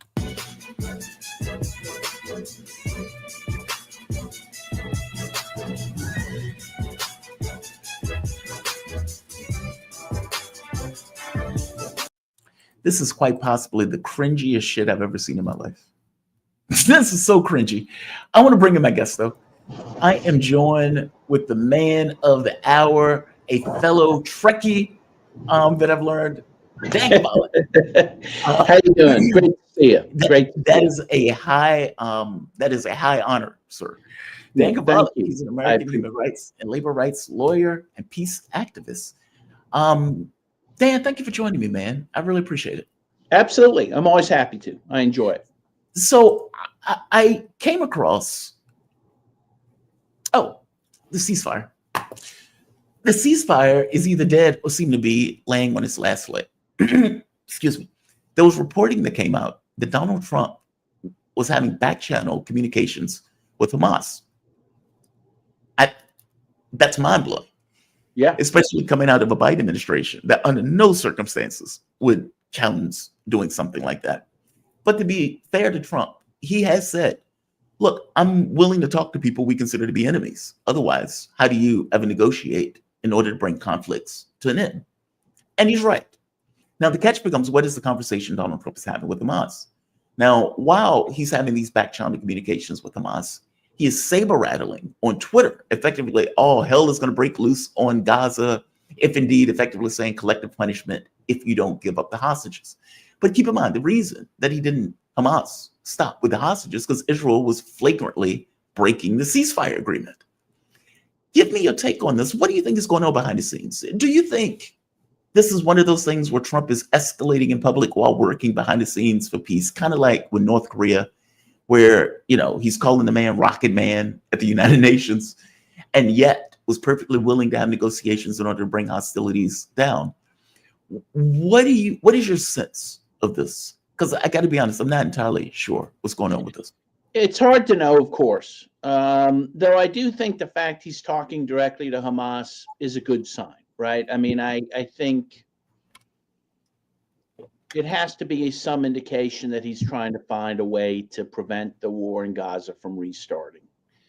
And we know, by the way, from Hamas and Israel that Trump was crucial in getting this ceasefire to begin with, right? Even before he was president. And again, I mean,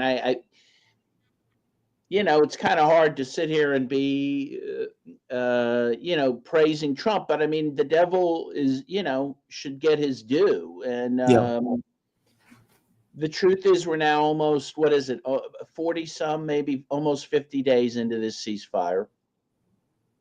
I have friends in Gaza that I communicate with almost every day. And they are, they might be alive today because of this ceasefire. Every day there's a ceasefire means a day that they can exist and live.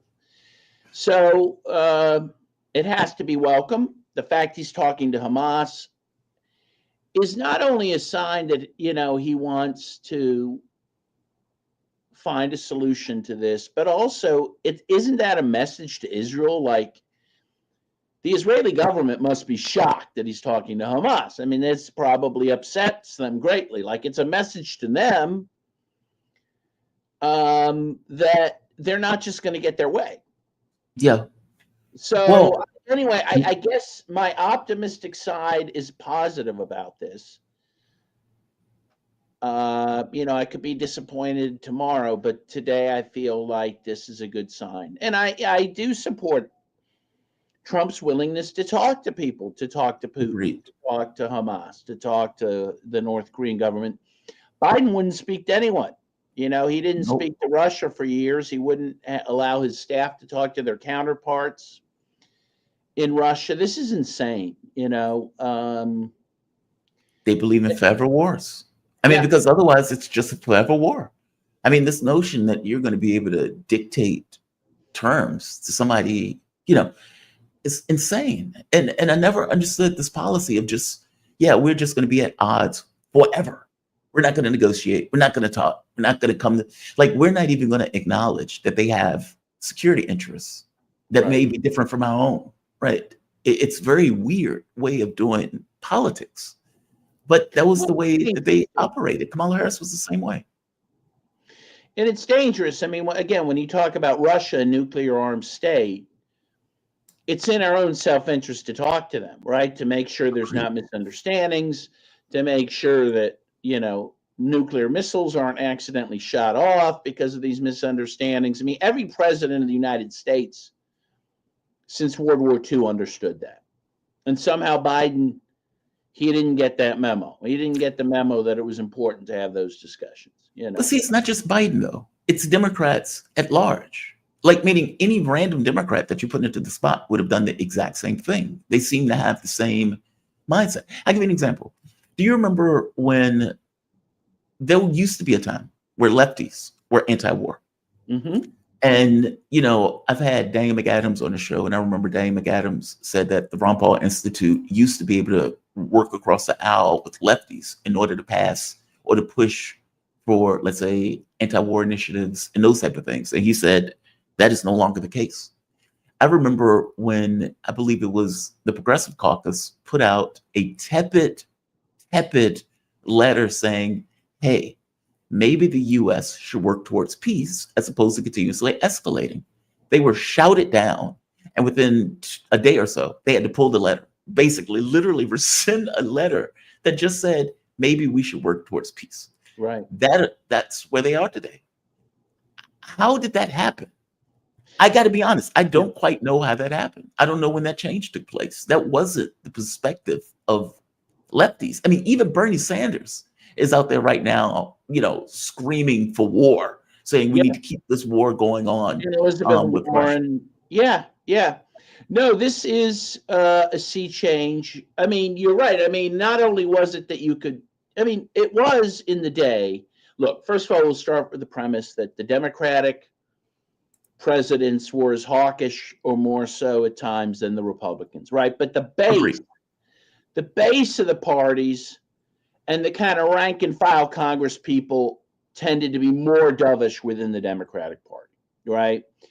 And I think, well, and so, like, for example, and I was just talking to someone about this yesterday, a lot of my liberal friends I marched arm in arm with against the Iraq War back in 2002, 2003, right? Now, those are the same people now that won't even talk to me because of Russia, Ukraine, okay? So what happened? I think a couple things happened. Obama happened. Obama made war look nice again, right? He destroyed Libya. He destroyed Syria. Yep. He destroyed Yemen, and no one cared, right? You had Democracy Now! Kind of applauding the wars, particularly in Libya and Syria, and a lot of lefties going along with that. I think Obama was a very key, you know, and it's known that the CIA wanted Obama to be president. They thought he would be a very good figurehead for the empire. He would make the empire look nice, even if it was doing terrible things. So I think Obama was key. Okay. Yeah. And then I think that all that was compounded, of course, in 2016 when Hillary lost.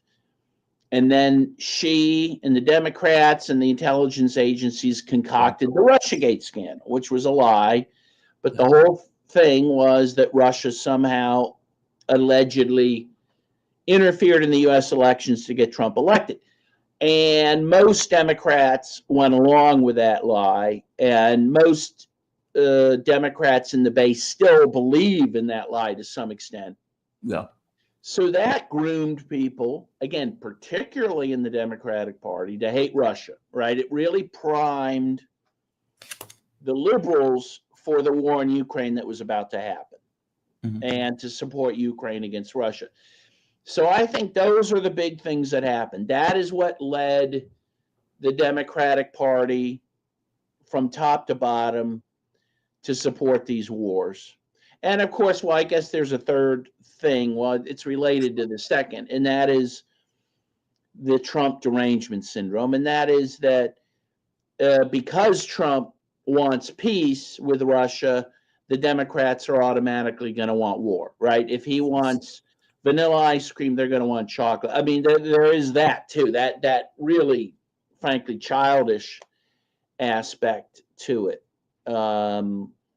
I think all those things combined have made the Democratic Party what it is today, and it's a terrible thing. The Democratic Party is an enemy of humanity. I hate to say that, you know, and I was talking to a old-time lefty friend of mine, mentor. He said, yeah, liberals are now, they're the enemy more than the conservatives. And I agree with that. for the reasons Yeah. we're saying. Even when you saw Trump's speech to Congress, he called out Elizabeth Warren saying, "Oh, do you want more war?" And she was clapping, like a seal. That's where we're at now, where the liberals are now pro-war. And it's bizarre. It is something that should be condemned.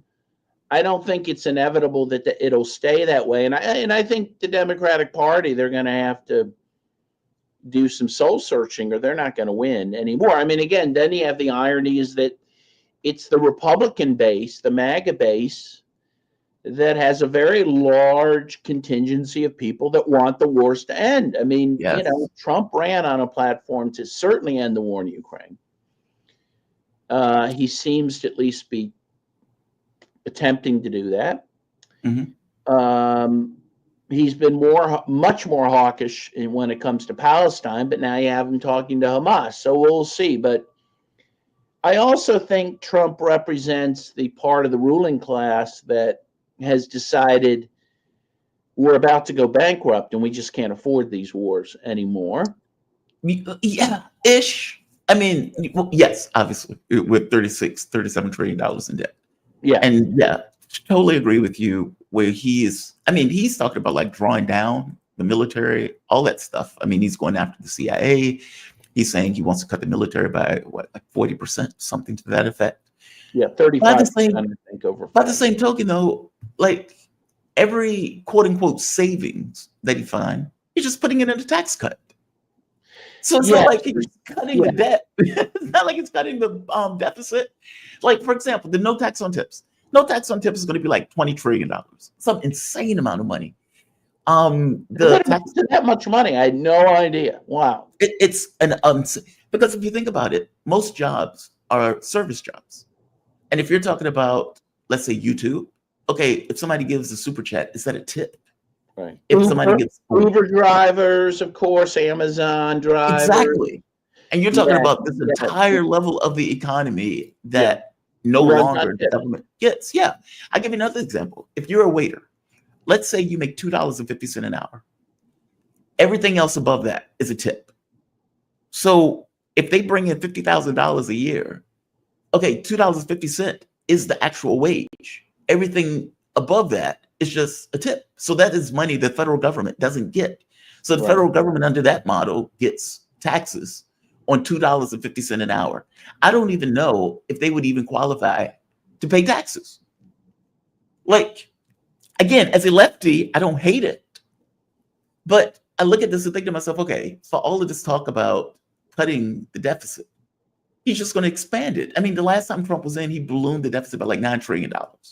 Right. Yeah, no, the Republicans are the ones who are actually the best at expanding the deficit, as you say, because of their regressive taxation, because they don't tax the rich. I mean, because, of course, one way to solve that is to tax the rich more, and he's not going to do that. He's not going to do it. But look, I agree with you. I mean, again, and especially when it comes to Trump, to look for any consistency in what he does is a fool's errand. I mean, it's just not going to. It's not going to. So I would say though that he does have a tendency to escalate, to de-escalate. Yes, and, Garland, foreign policy. Yes, of course. Yeah. Exactly. And Garland points it out. Garland was like, "I'm not going to listen to anything he says. I'm going to look at what he does." Yeah. And his point is, I'm not going to freak out over any, perturbation. Donald Trump says some of anything at any particular moment. It doesn't really give you too much context. What he does matters. And I think the conversation with Hamas matters. Yes. I think the fact that he told the Muslim community, I'm going to end wars, not start them, I do think that matters. I think the problem is Netanyahu does not want this deal. He wants this deal over with. He wants to get back to the killing, murder. Yeah. Yeah. So I guess the catch becomes, does Trump's want to save face matter more than Netanyahu's want to resume the war? And I don't have an answer for it. I think none of us do. And I think, again, with Trump, the problem with Trump is also he seems to have attention deficit disorder. That is to say that he gets interested in something and then he just loses interest, right? Like North Korea was a classic one. Yeah, we're going to make peace with North Korea. It didn't happen right away. Forget about that. Let's move on to the next thing. So he could get interested in talking about peace in the Middle East, and then he gets distracted. A beautiful woman walks by, and he's on to something else. Yeah. So, I think that's always a danger. But yeah, this is, look, clearly the very fact the U.S. is talking to Hamas is going to delay any ability of Netanyahu to restart the war. Like, it's an important act. It should be welcome, and but we'll see. Again, with Trump, you just don't know. But I do believe, I was a labor lawyer by trade. I was a labor lawyer for 26 years, and in the National Labor Relations Act, which is passed, I believe, in 1935. The whole basis of it that I learned as a labor lawyer, the whole basis which is to encourage collective bargaining. The whole basis is that it assumes as long as parties are at the table talking, there's always chance, there's always hope for a resolution. There's always chance for a peaceful resolution to the problem. So the fact that the U.S. is talking to Hamas should be cause for hope. As long as they're talking, there's a chance at a solution. So I welcome that. And any sane person should. One of the other stories that came out is that Hamas has effectively said that they would take a back seat if it allows the ceasefire to go to the next stage. Right. That we don't have to be part of the government. Obviously, we're going to be there, meaning it's not like we're going to evaporate. But if the public chooses something else, fair enough. We would accept that if that's what's necessary for us to proceed with the ceasefire. Simultaneous to this, you have the Arab League that effectively came out backing Egypt's deal. I believe it went up. I think it was like $20 billion or something like that in order for the rebuilding to take place in Gaza. So you have these two strands taking place simultaneously. Obviously, it seems that Hamas legitimately wants a deal and they want to be able to get the building to take place. Now, again, the issue here is Israel. What's wild about this, Trump knows this. Trump has said as much when he said he met Mahmoud Abbas, he met Netanyahu. Netanyahu didn't want a deal. Mahmoud Abbas did want a deal. And in that vein, it seems that Hamas also wants a deal, even to the point of stepping away from the governmental space. What's your read of this? I mean, because the reality of it is, regardless of what Hamas and the Arab League wants, Israel is the sticking point. And that is something that Trump is going to ultimately have to keep in line. That is not something any of the other actors can keep on in line. But is it even possible to rebuild Gaza like that for $20 billion? It's going to take a lot more than that. It'll probably take just that amount to clear the rubble, which apparently is going to take decades to do, just to clear the rubble before you can even start rebuilding. I mean, that's how bad it is. It's a real, terrible thing that Israel inflicted on Gaza with the U.S. help, of course. Yeah.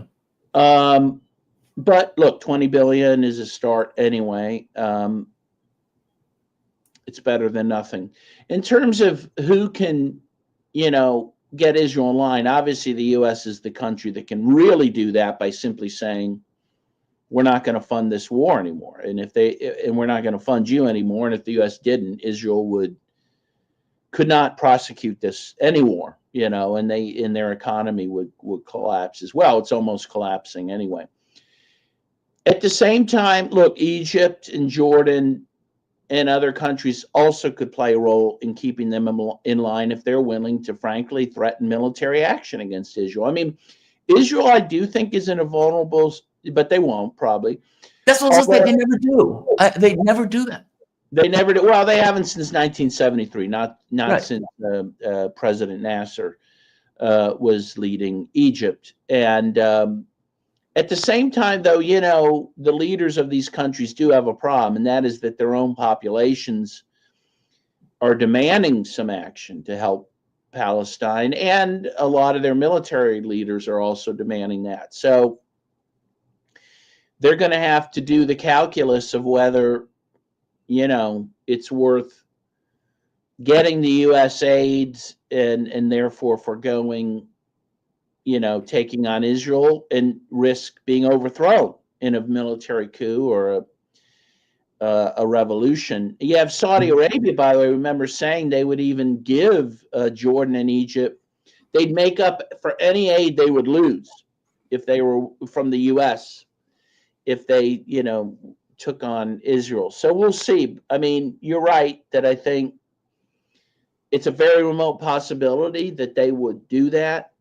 Though I do think in the case of Egypt and the case of Jordan, if there is a real threat that Palestinians are going to be ethnically cleansed en masse into those countries, again, for their own, national self-interest, they may have to take on Israel, So we'll see.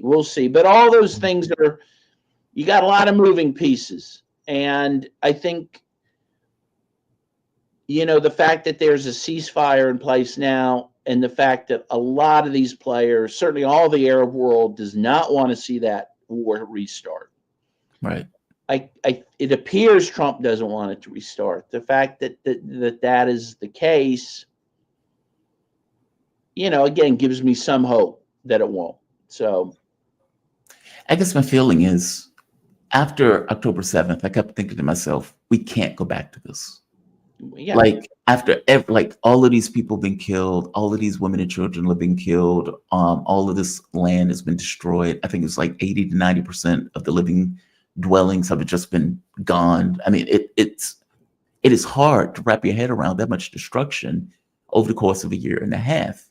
And so then it becomes, okay, so what is the plan for people to move back into the same situation again? Like, even if we go with the idea of rebuilding, we're just rebuilding back into an open air ghetto again. How is that a positive development? I just don't see how. It's just frustrating. I don't even live in frustrating. I agree with you, though. I do think the time is on the side of the Palestinian people. If they are able to live and exist on that land, I do think Israel. They will be able to essentially outlast Israel. I think Israel is in a grave societal crisis. Economic crisis, political, diplomatic crisis, all these things.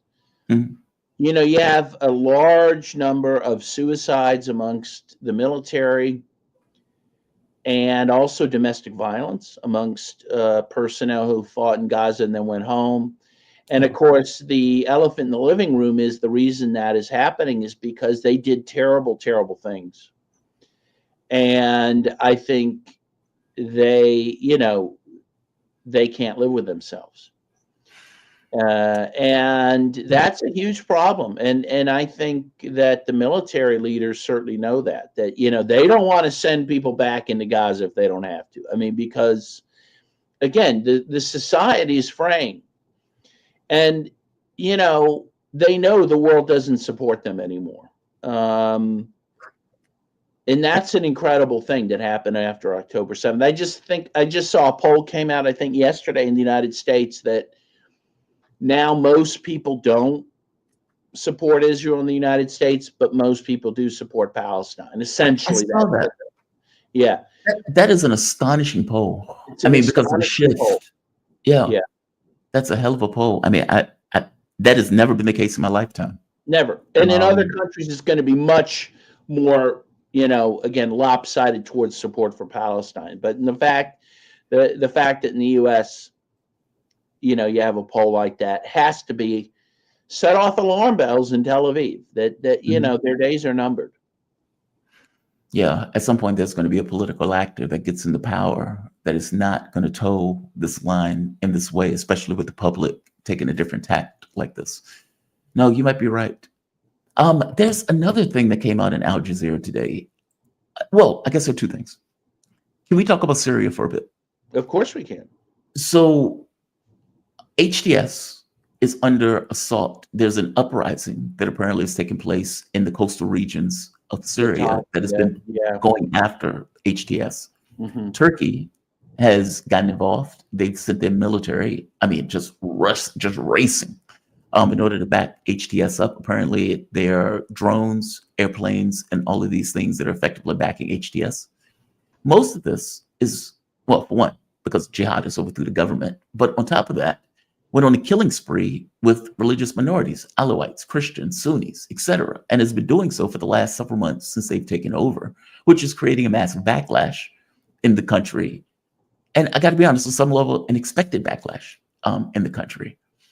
Give me your take. Give us a bit of context on what is happening on the ground there. I was in Syria about a month ago. Were you? Yeah. I was in Lebanon and Syria.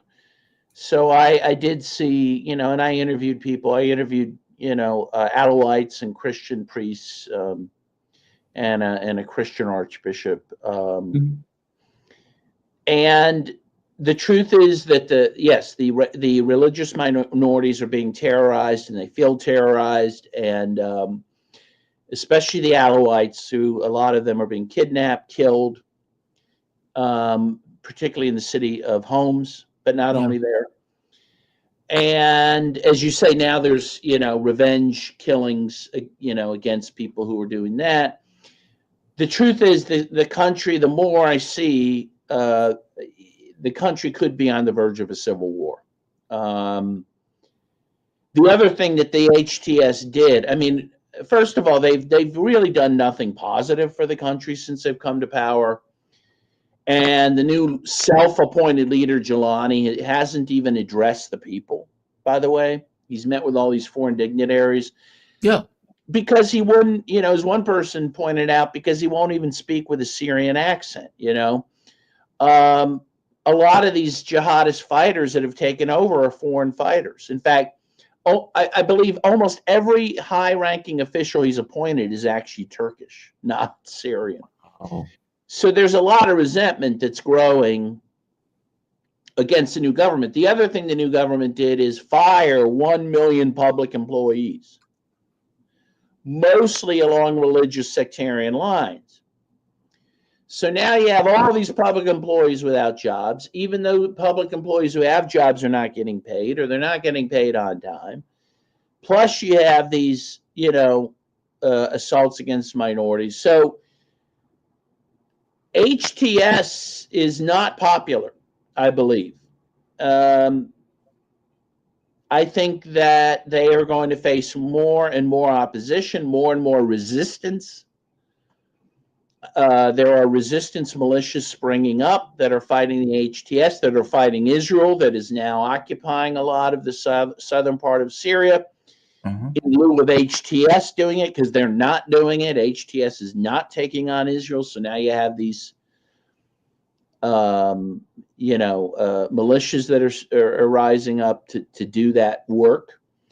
It's a very chaotic and it's a very explosive situation.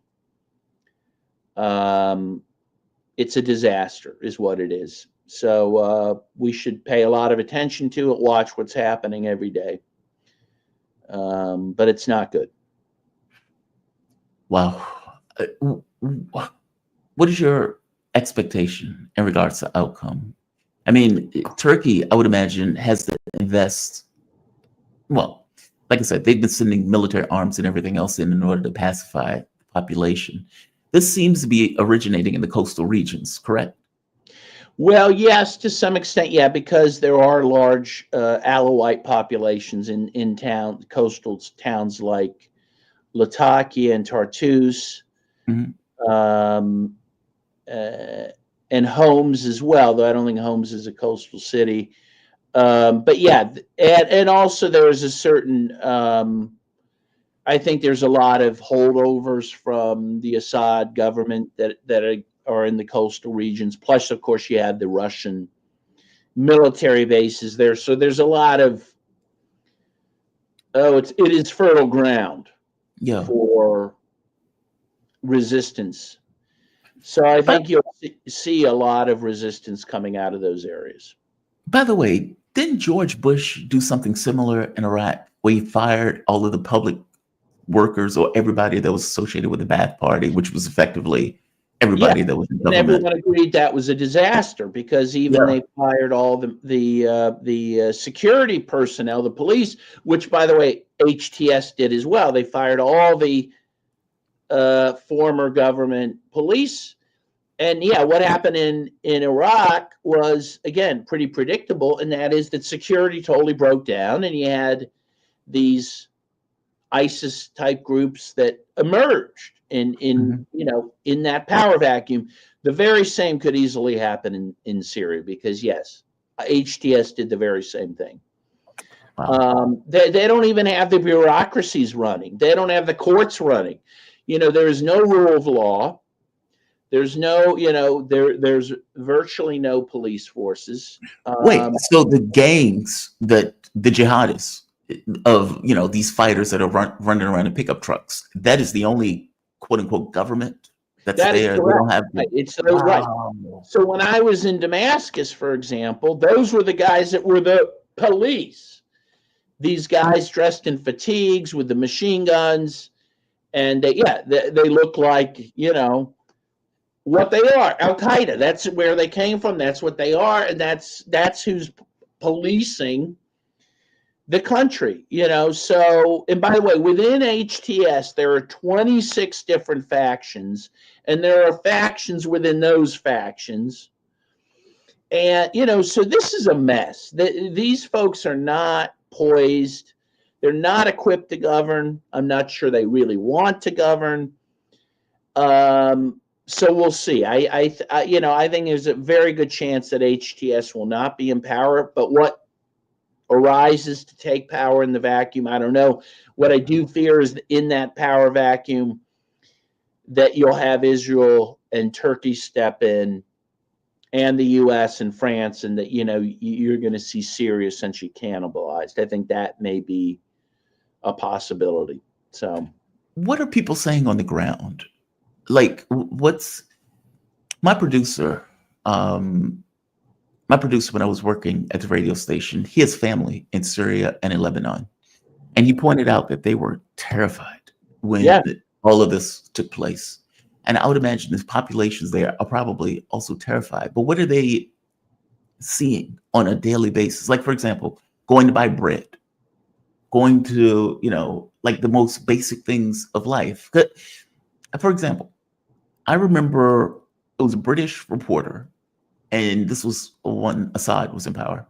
And he goes into Syria when they're kind of fighting the jihadists off. And he's shocked by the normality. It's like you listen to the radio station, you're going to the barbershop, people are going to stores, people were still living their lives, even though this kind of tragedy was taking place in the background. What is their life like today on the ground? Well, it all depends where you live, and it depends on who you are. So in Damascus, I'd say it's more normal than in a lot of other cities. But again, if you're in a religious minority, particularly Alawites, I know a lot of Alawites are not going outside, that will basically are hiding in their homes because they're afraid of being kidnapped and killed. In terms of the ability to buy things, the good news is prices are dropped quite a bit, but the bad news is people don't have money to buy anything because again all these people are out of work. So I think initially there was certainly a significant part of the population that at least was hopeful something better could happen because they were hoping all these sanctions that the U.S. had imposed would be lifted once someone else came to power besides Assad, but that hasn't happened.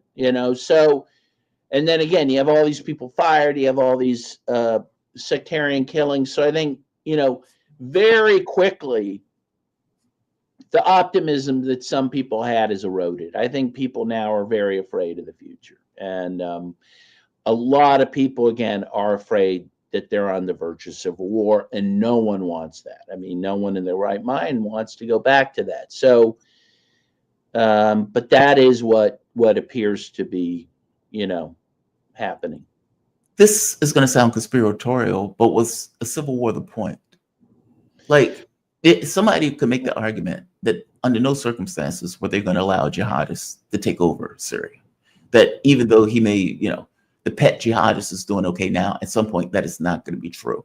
Israel has even pointed out, we don't trust this guy in the long term, or at the very least, we don't trust the government that's going to come out of a jihadist-led government in the long term. And the belief was that there was no way for HTS to be able to control and keep, let's say, the kettle on Syria. Now, I know Turkey wanted it because for all intents and purposes, they were able to, it's a proxy. They are able to, on some level, have a lot of influence, in which case they can now have some level of control over Syria. But is that something that Israel wants, the US wants, etc.? I'm not sure they want civil war per se, but I do think they want to balkanize Syria. I think Israel wants to take a piece of it. I think Turkey wants to take a piece of it. Clearly, as you saw what Israel did immediately when HTS took over, they went in and bombed, all the, and all the military bases and all the, basically there's no, they left Syria more or less defenseless. And that was the goal. They do not want a strong Syria. And so they would be happy if it's carved up into, again, by foreign governments, but also, it could be carved up on sectarian lines. There's Alawites now saying they want their own Alawite area, right? Their own area, Alawite republic. I think they want this to look like Yugoslavia. They just want to chop it up, and so there will never be a strong Syria again. I do think that is the goal. Wow, that is that's tragic.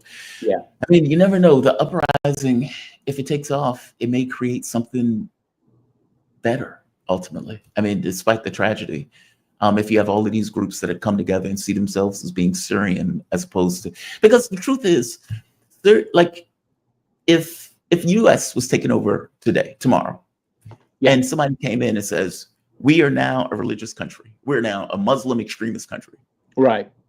There's no way we could tolerate that. Like, it's so off the reservation in regards to normality and what we're accustomed to. Syria is very similar, though. It's very similar. It's never been that way. It's not. It is a very pluralistic country. They won't tolerate that. They won't tolerate it. So, by the way, I need to run now. I have another interview coming up here. So no issue. Thank you for this. I really appreciate it. Always enjoy talking to you, my man. Let's do it again soon. All right. Take care. Have a good one. Okay. Thank you. Daniel Kovalik, he's an American human rights, labor rights lawyer, peace activist.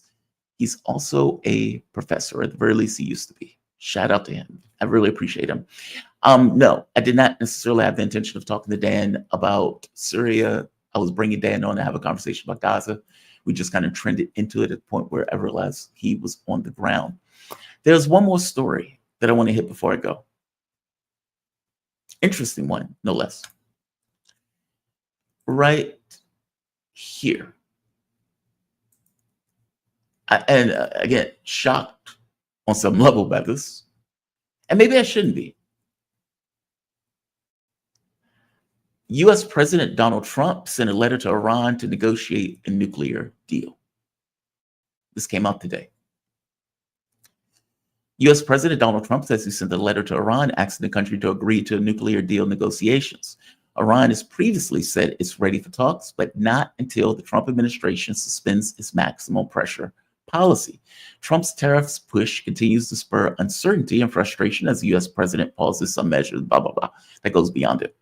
My point is this: US president sent a letter to Iran to resume nuclear negotiations. Now, this is a bit rich, right? I mean, it's positive, but it's a bit rich. If you remember, the media, again, as it typically drops context, often ignores that it was Donald Trump that took us out the JCPOA. Donald Trump shot the JCPOA in the face. The JCPOA was the nuclear deal that Obama set up with Iran, that at the time, it was believed this was a way to effectively avoid a war. Now, again, this is a bit rich. Israel has nuclear weapons.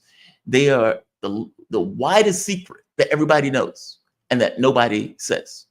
And even in our own intelligence report, recently, the US pointed out that Israel has nuclear weapons. But again, it's an intelligence report. It was a leak. It wasn't necessarily something they outright said. Otherwise, there will be certain nuclear non-proliferation treaty comes into play. So they don't acknowledge it. In Iran's case, the idea that Israel is sitting here with nuclear weapons and the US is making a big deal about Iran is nonsense. It's nonsense. It's self-determination. But if you put that to the side for the moment, Iran was willing to make that deal because Iran openly and continuously said, we are not trying to get nuclear weapons. We're not trying to get nukes.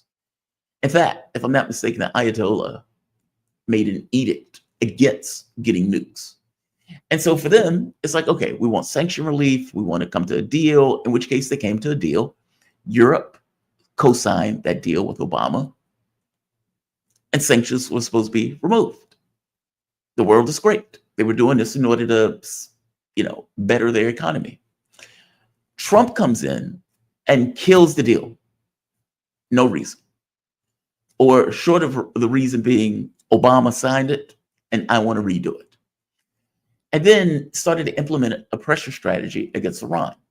Now, Iran stayed with the deal. In fact, Iran stayed with the deal for a year, effectively saying, we are attending to the deal. We are maneuvering within the context of the deal, but we're sticking with the deal. They stay with it for a year. Trump loses. Biden comes in.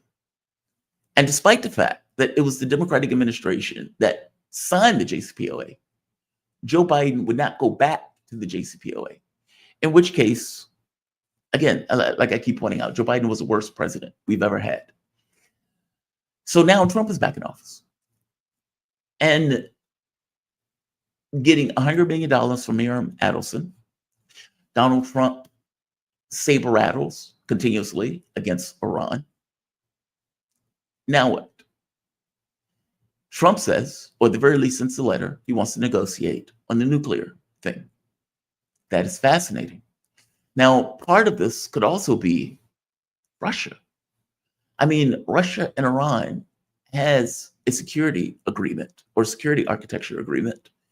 And in having a security architecture agreement, I have a hard time believing that Russia would be okay with the US attacking Iran, or for that matter, continuing the pressure strategy against Iran. Now, some of the reporting came out, I believe it was yesterday, that said Russia is willing to be an intermediary within the context of talks between Iran and the United States. Now, that's assuming that Iran even wants to have that conversation with the United States. This came out yesterday. And if anybody speak Iranian, help a brother out.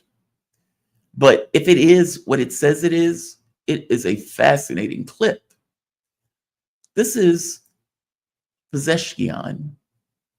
And again, I don't speak Farsi. So right here. Now, the caption on this says, while I say we should cooperate with the United States, Supreme Leader Khamenei opposes and confirms that we will not talk to America. Okay, that's strange. That's strange. You are disagreeing with Ayatollah in the open, if indeed this is what this clip says. This also confirms what a lot of us have thought, was that Pezeshkian was far more open to communicating with the US than, let's say, other elements of this government. And that government was far more willing to accept agreements and deals and promises. And even to the point where he held off on True Promise 2 under this idea that the United States was going to push push Israel into a ceasefire deal. Now, at the point where he realized he had been duped, and many of us thought to ourselves, why would you believe that? But nevertheless, he did. There's a certain level of naivety associated with Pezeshkian But again, I don't live there, so fair enough. And at the point where they're dealing with sanctions, they're dealing with an economy that is not necessarily the greatest. They want sanction relief. So yeah, being in charge of the government and having it be his responsibility to ensuring the government functions and operates, he may want a deal. He may want to have negotiations. He may want to have talks. But if you're the Ayatollah, you remember taking the political risk to sign on to the JCPOA only to have Trump blow it away in a heartbeat. So what does that tell you? We signed deals like the JCPOA, we signed deals like MITS, we signed deals like the nuclear missile treaties, or let's say the ballistic missile treaties, and the US wipes them all away on a whim. No thought, just doesn't. So what is the point in signing on to agreements and deals with a country that doesn't fundamentally believe in agreements and deals, or at the very least believes in the continuity of those agreements and deals? And at any point where it becomes disadvantageous, or on a bad morning, you just get rid of it. So I understand where Pezeshkian is coming from, but if that clip is what that clip is, Ayatollah is correct. Now, Trump, after getting rid of one deal, now all of a sudden wants to make another deal. This is the same thing he's doing with Mexico and Canada. You sign a big, beautiful deal with Mexico and Canada, a deal that Trump called big and beautiful. And then all of a sudden, when you're coming back into office, you decide you don't like that deal that you yourself signed, and you now want to have this new tariff war with these two countries, in which case both countries said go F off. And Trump had to slow those sanctions down because those sanctions are also going to damage the United States. Canada and Mexico most likely are not going to stop their sanctions just because Donald Trump paused his. Canada definitely is not, even to the point of going after energy, effectively charging the United States 25% tariffs on energy coming from Canada into the United States. My point, it kills credibility. I will tell you, I don't really believe anything that ever comes out of Trump's mouth, because Trump lies as easily as he breathes. The fact that he lies as easily as he breathes means he has no credibility with me on anything. The moves that he's making on Russia, I believe that just because he's making those moves on Russia, meaning he's taking action in order to make those moves. But if he just talked about it, no, I wouldn't believe anything that comes out of his mouth. This is the same issue with mainstream media. This is the same issue with politicians today, where people just don't believe them because they typically lie. My point is, if you do this on an international stage where you need other countries to trust and believe you, and you need to have some level of credibility if you're going to sign deals, treaties, come to some kind of arrangements, what does it mean when the US lacks all credibility? And lacks all credibility to such a degree where countries don't see the point in negotiating with you. Russia has already said there will be no Minsk 3. You've already blown off Minsk 1 and 2. You've blown off the Istanbul agreements. So fair enough, there will be no Minsk 3. There will need to be something else that we can verify and confirm in a way that you just can't randomly blow off. I have no idea what that is. In the same case with Iran, they're like, why are we doing this? We had a deal with you. We stuck to the agreement. You didn't stick to the agreement. So why would we make another agreement with you if you indeed did not stick to that other agreement? Canada is saying the same thing. Why will we come to another agreement with you when you blew off the other agreement? The world is taking notice that the US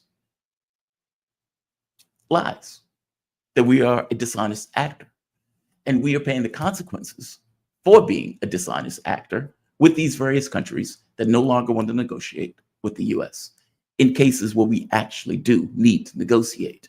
I kept asking in the very beginning, how does Russia end this? Meaning, if we blew off Minsk 1 and 2, we blew off the nuclear missile treaties and the agreements, why would they ever come to another agreement? And even on this notion of Trump saying, I want to give her nuclear weapons, or I want to cut the military budgets, why would they do that? Why would they do that? Another president could come in and escalate once again You have Europe right now talking about escalating into this kind of new arms race.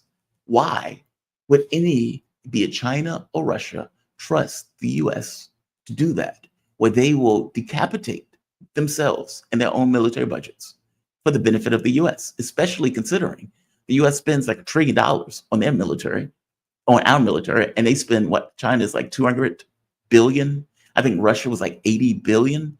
Like, some of the weapons packages that we sent Ukraine was more than what the Russian military spent on their military, despite the fact they're beating the shit out of all of NATO. My point is, being dishonest on an international stage damages your ability to make deals and agreements with the various countries around the globe. And that is what we are currently experiencing. I have no idea if Iran is going to come to the table. It is wild to me that Donald Trump wants to go to the negotiating table. On some level, I suppose it's a good thing. And I suppose that the relationship, or the budding relationship with Russia, is being a gateway to whatever that negotiation is. But we'll see. It's interesting. That's all. If you remember, Israel wanted to have strikes on Iran. And Trump is effectively saying he wants to negotiate. It's fascinating. It's fascinating. It's very possible you end up with a situation where Trump maintains the ceasefire, ends the war in Ukraine, comes to some kind of deal with Iran, and maybe even gets back around to making some kind of deal with North Korea. In which case, as he pointed out, I want to end wars, not start them. He may be on the pathway to doing just that. And by the way, I don't get the sense that he wants a war with China either. I know there's some people in his administration that are chomping at the bit for that war, believing that China is, a horse is out the barn, and that we need to do something about China now because we won't necessarily be able to do anything about them later. That may be true, but that doesn't necessarily mean that's where Trump is. He could pass 100% tariffs on China. He didn't do that. And he himself said he wanted to talk to Xi Jinping. So this is new phenomena. I'm used to presidents with this kind of forever war stuff. We don't talk to enemies. We are better and we're superior. And so we don't need to have these conversations. Well, that is no longer the case. If you're willing to talk to Hamas, you're willing to talk to anybody. And the fact that the Trump administration is having that conversation and is trying to have a conversation with Iran, and it's now having a conversation with Russia, and is open to having a conversation with China, that's astonishing. And mind you, he's doing this while going after countries that were typically our allies, be it Europe, be it Canada, or if that matter, be it Mexico. It's fascinating. I swear, man, this world has gone topsy-turvy.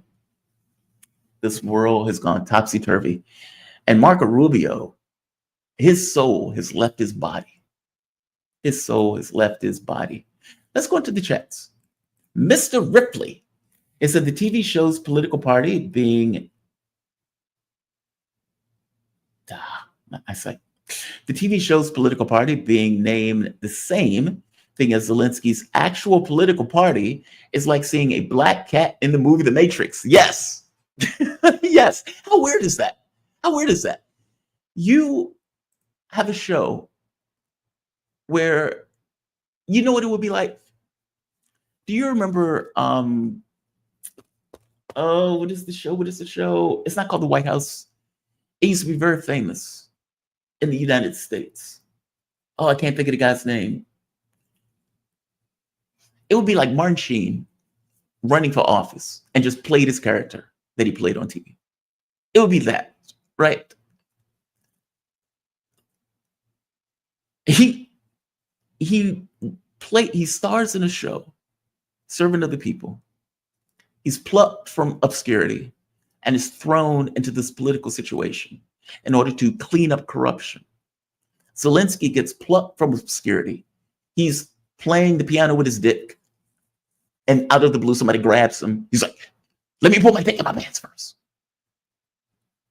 By the way, he did do that. I'm not making that up. There's a clip of him playing the piano with his penis. And he runs on a peace ticket, wins on a peace ticket, and then goes to war. And then goes to war. And yes, nobody is doubting that Russia invaded, but let's get rid of this nonsense about unprovoked. At the point where you overthrow a government in 2014, that is a provocation. When you blow up the Minsk agreements that were supposed to prevent or end a war, that is a provocation. Meaning all of these things are provocations. When you're building up a military about to invade Donbass and later the Crimea, that is a provocation. When you're killing 14,000 ethnic Russian Ukrainians, that is a provocation. All of these things are provocations. Expanding NATO to the border of Russia, that is a provocation. Don't give me this nonsense that it's unprovoked. Provocation is all throughout this conflict. When you extend NATO membership in 2008 at the Bucharest summit, again, provocation. All of these things are provocations. Don't give me the shit that is unprovoked. Mr. Ripley, shout out to you. Thank you very much. Thank you very much, Mr. Ripley. And you are absolutely right. It is a black cat in the matrix. Sir Mike Salat, I'm anti-car. I'm all for the tariffs. Anti-car. Is there such thing as anti-car? I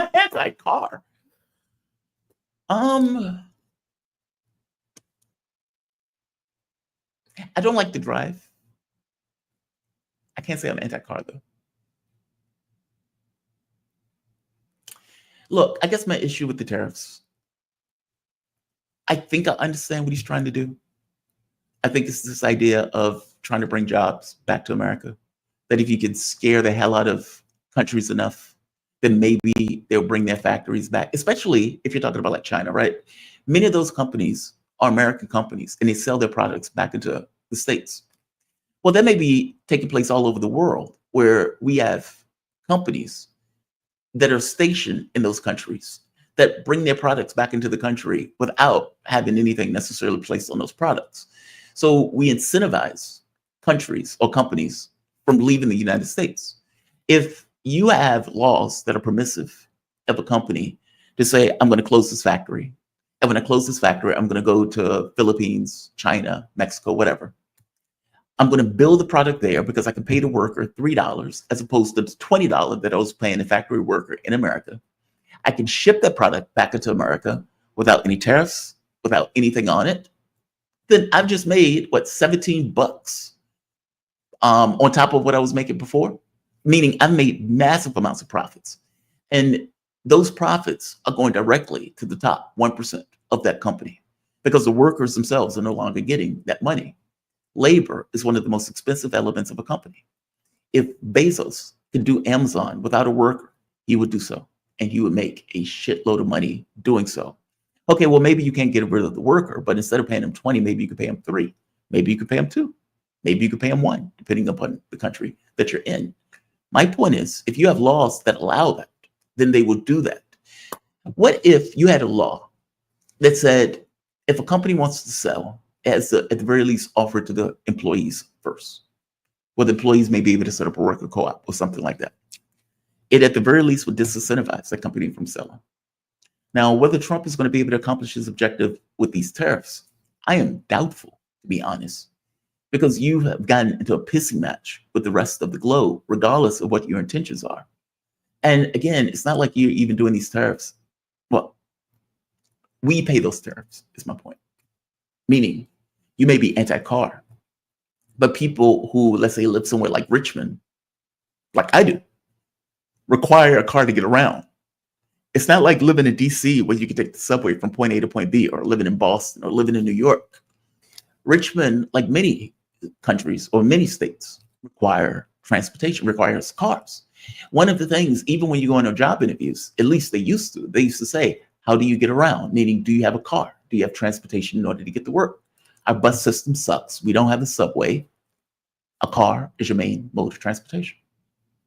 So I understand you're anti-car. But, some of us are in difficult situations where we need that car. Alora G, thank your wonderful guests and topics. Oh, thank you. I appreciate that. I try. Topics are hard. Topics are hard. There's some days are easy, where the thing in Syria takes place. Okay, obviously that's a topic. Trump pulling away weapons or intelligence. Okay, that's a topic. Sometimes it's not. Sometimes it's difficult. Sometimes those things are difficult to find. Also, titles. I suck at titles. Titles is a hard. Do you know transparency inside baseball? It takes me hours to get the titles hours. For the life of me, I struggle with those because it needs to be catchy. It needs to pop. It needs to be concise enough where you can fit it into the thing. And it needs to, at least by my rule, explain the video honestly. Like, don't make a title on something that's not in the video. It's dishonest. It kills your credibility for people who are looking at the video. Even if it's a video they're not interested in. Fair enough, they're just not interested in the video, but be honest about the title. That is not the easiest thing in the world to do. It's not the easiest thing to do. Let's go to the next one, Wraith 36 or 636. Jamal Thomas, why did Democrats look like characters from a cheap fighting video game from the 90s? That video clip just said they're done. Just so you would know what we are talking about. Democrats put out, where is it? Where is it? So, you know, a lot of people have been pointing out, hey, what do you guys stand for? What do you guys represent? And shouldn't you go back to, you know, something like a New Deal politics? Shouldn't you do that? Shouldn't you do that? Wouldn't that be a good idea? Democrats said, F all of you, and put out this video. Imagine for the moment a political party that just lost an election and yet put out a video like this.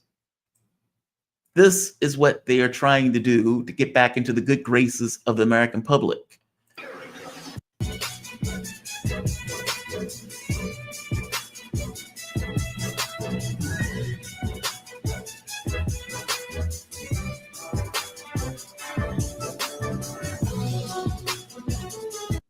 And Crockett, her. To make this even worse, to double down on stupid. This is Crockett. This is the video she put up. 40 acres in the mule. This is bigger than the music. You really about to do it? Yeah, they tried to rig the game, but you can't fake influence. They get on it like that. Hey, I'm tripping, I'm sliding, I'm riding through the back like fuck. Must have on a beat, bro. That she's doing the nasty mouth. Do you know what that is? The nasty mouth? Like, where the person is when a woman comes into the club and she's like,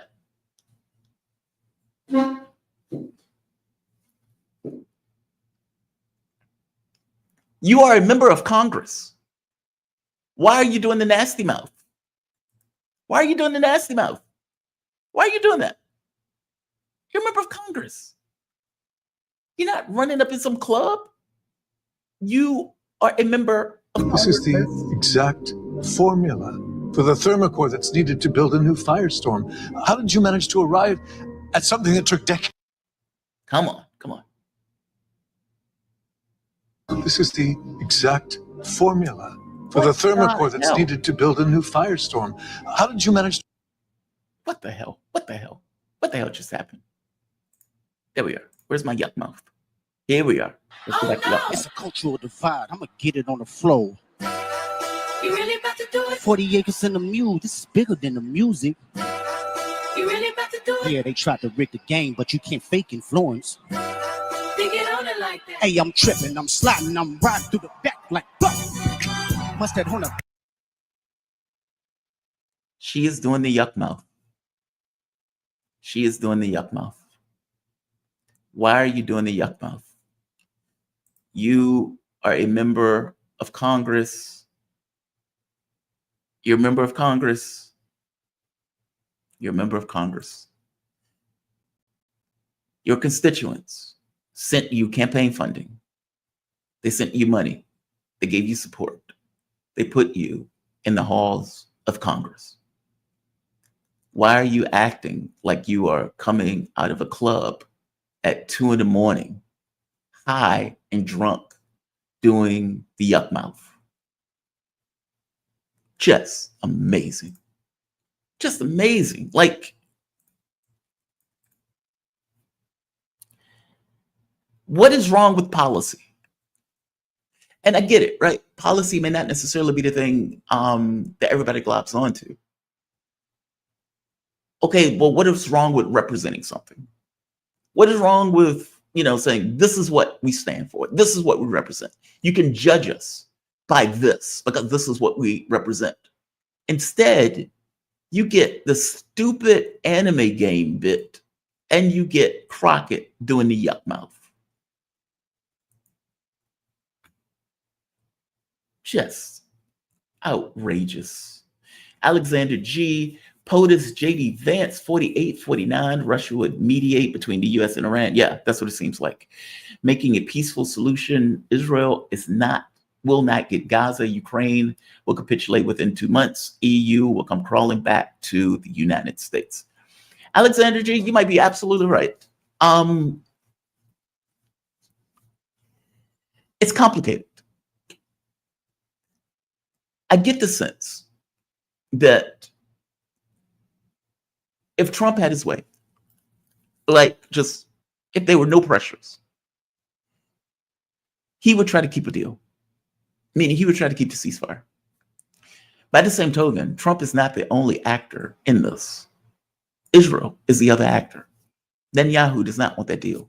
He wants to go back to killing because he wants to steal the land effectively. So will Trump be a restraint against that? Now, Joe Biden was not. By the same token, when Trump went to get the ceasefire, it would be a bit of a dick to the Israelis in order to get that ceasefire. So is this something that he wants to keep? Now, he told the Muslim community, I'm going to end wars, not start them. I'm going to get a deal. He got the deal that he said he was going to get. As Daniel as Daniel pointed out, it has been, a month? A little bit more than a month at this point that the deal has maintained itself. And it may have come to an impasse now. But the fact that Donald Trump is talking behind the scenes with Hamas, which by itself is mind-blowing, may be a good thing. It is a sea change to go from this thing of we don't talk to our opponents to we will talk to anybody if indeed we can get a deal. That's a good thing. That's a good thing. Sir Bike Salat, I understand the 99% need a car. I want better. Fair enough. Fair enough. I understand 99% want a car I need. I want something better. Fair enough. Look, I don't want to drive. If I could, whistle and something comes and picks me up and takes me from point A to point B, great. If we can create a teleporter, the esoteric weirdness aside, I would accept that too. I just don't know another option. I mean, look, if we were in Europe, there'll be trolleys, subways, all sorts of stuff that you can use to go from point A to point B. We're in America. We didn't believe in those things. We didn't create high-speed rail. We didn't, do trolleys and buses, or at the very least, we didn't do them en masse in the way that they do them in Europe. We are a car culture. We believe in individual liberty, and individual liberty is being able to get behind a car and go anywhere in the United States. But I accept your point. I do accept your point. All right, guys, we have come to the end. Make teleportation great again. Yes, Charles G, make teleportation great again. I mean, granted, there's weirdness with it, right? I mean, you're effectively killing a person and then taking a copy of the person that you just killed and making a copy So there's that. Which is, again, it's a bit weird when you think about it. Not to mention all of the other odd stuff that can take place. In America, we believe in profits over people. Skeptical jerk, yes. Unfortunately, yes, we do. Method, thanks, JT. Chat out. Chat out, Method. Guys, I'm going to end this. We had a damn good crowd today. And by the way, we have blown past 40K. We are well within 41K. If I'm not mistaken, I think it was like when I checked 41,300, give or take. You all made that possible. You all made that possible. Thank all of you for it. Let's keep growing. Let's keep kicking ass. You all have a fantastic day. I am going to take a nap. I did not sleep at all last night. But you all have a fantastic day. I may see you all later today, depending upon what news pops up. In fact, I might try to get Morandi. Yeah, I'll try to get Morandi. If not today, at the very least, Sunday at the latest. Hopefully, he'll say yes. He's usually pretty cool with that stuff. Uh-oh, what is this? It says, yeah, right, 100 Alexander. We've wanted to unite with the right for 30 years. It's time we get with the right people and lead by example. Dancing is good. Though Trump dance, oh, no Trump dance. No Trump dance. Look, I am not a fan of Trump. I'm very cynical, or at the very least, I've grown cynical over the course of the last couple of years. I have no expectation of getting anything out of the political space. None. And so to get anything I want is shocking to me. To have a president actively engage in diplomacy is mind-blowing to me. And it shouldn't be mind-blowing. It should just be a feature of American politics or politics in general. Him being willing to negotiate this is a good thing to me. So I don't mind giving credit where credit is due. By the same token, can't stand the guy. I think he's an ogre. And for all intents and purposes, the people that he's hurting in the US with the things that he's effectively doing by firing all of these workers or deciding randomly to have a tariff war. And maybe it's not random. Maybe in his mind, there's no other way to accomplish the objective of trying to rebalance trade other than going through this kind of pissing match. But let's be very clear, that pissing match will have consequences. And those consequences will be felt by the poorest of our societies. So there's that, especially if he's deciding to go after Medicaid, Medicare, Social Security. That would be a flagrant breaking of his campaign promises, which is his last campaign anyway, so what does it matter? All right, I'm going to say like, I'm going to say share, I'm going to say subscribe. You all have a fantastic day, and I will most likely see you over the weekend. Signing off. Oh, by the way, like the video. You can share, support. You can support through PayPal, Patreon, memberships, all of those good things. All of those things help the show. And I appreciate you deeply for it. You all have a fantastic weekend. Signing off.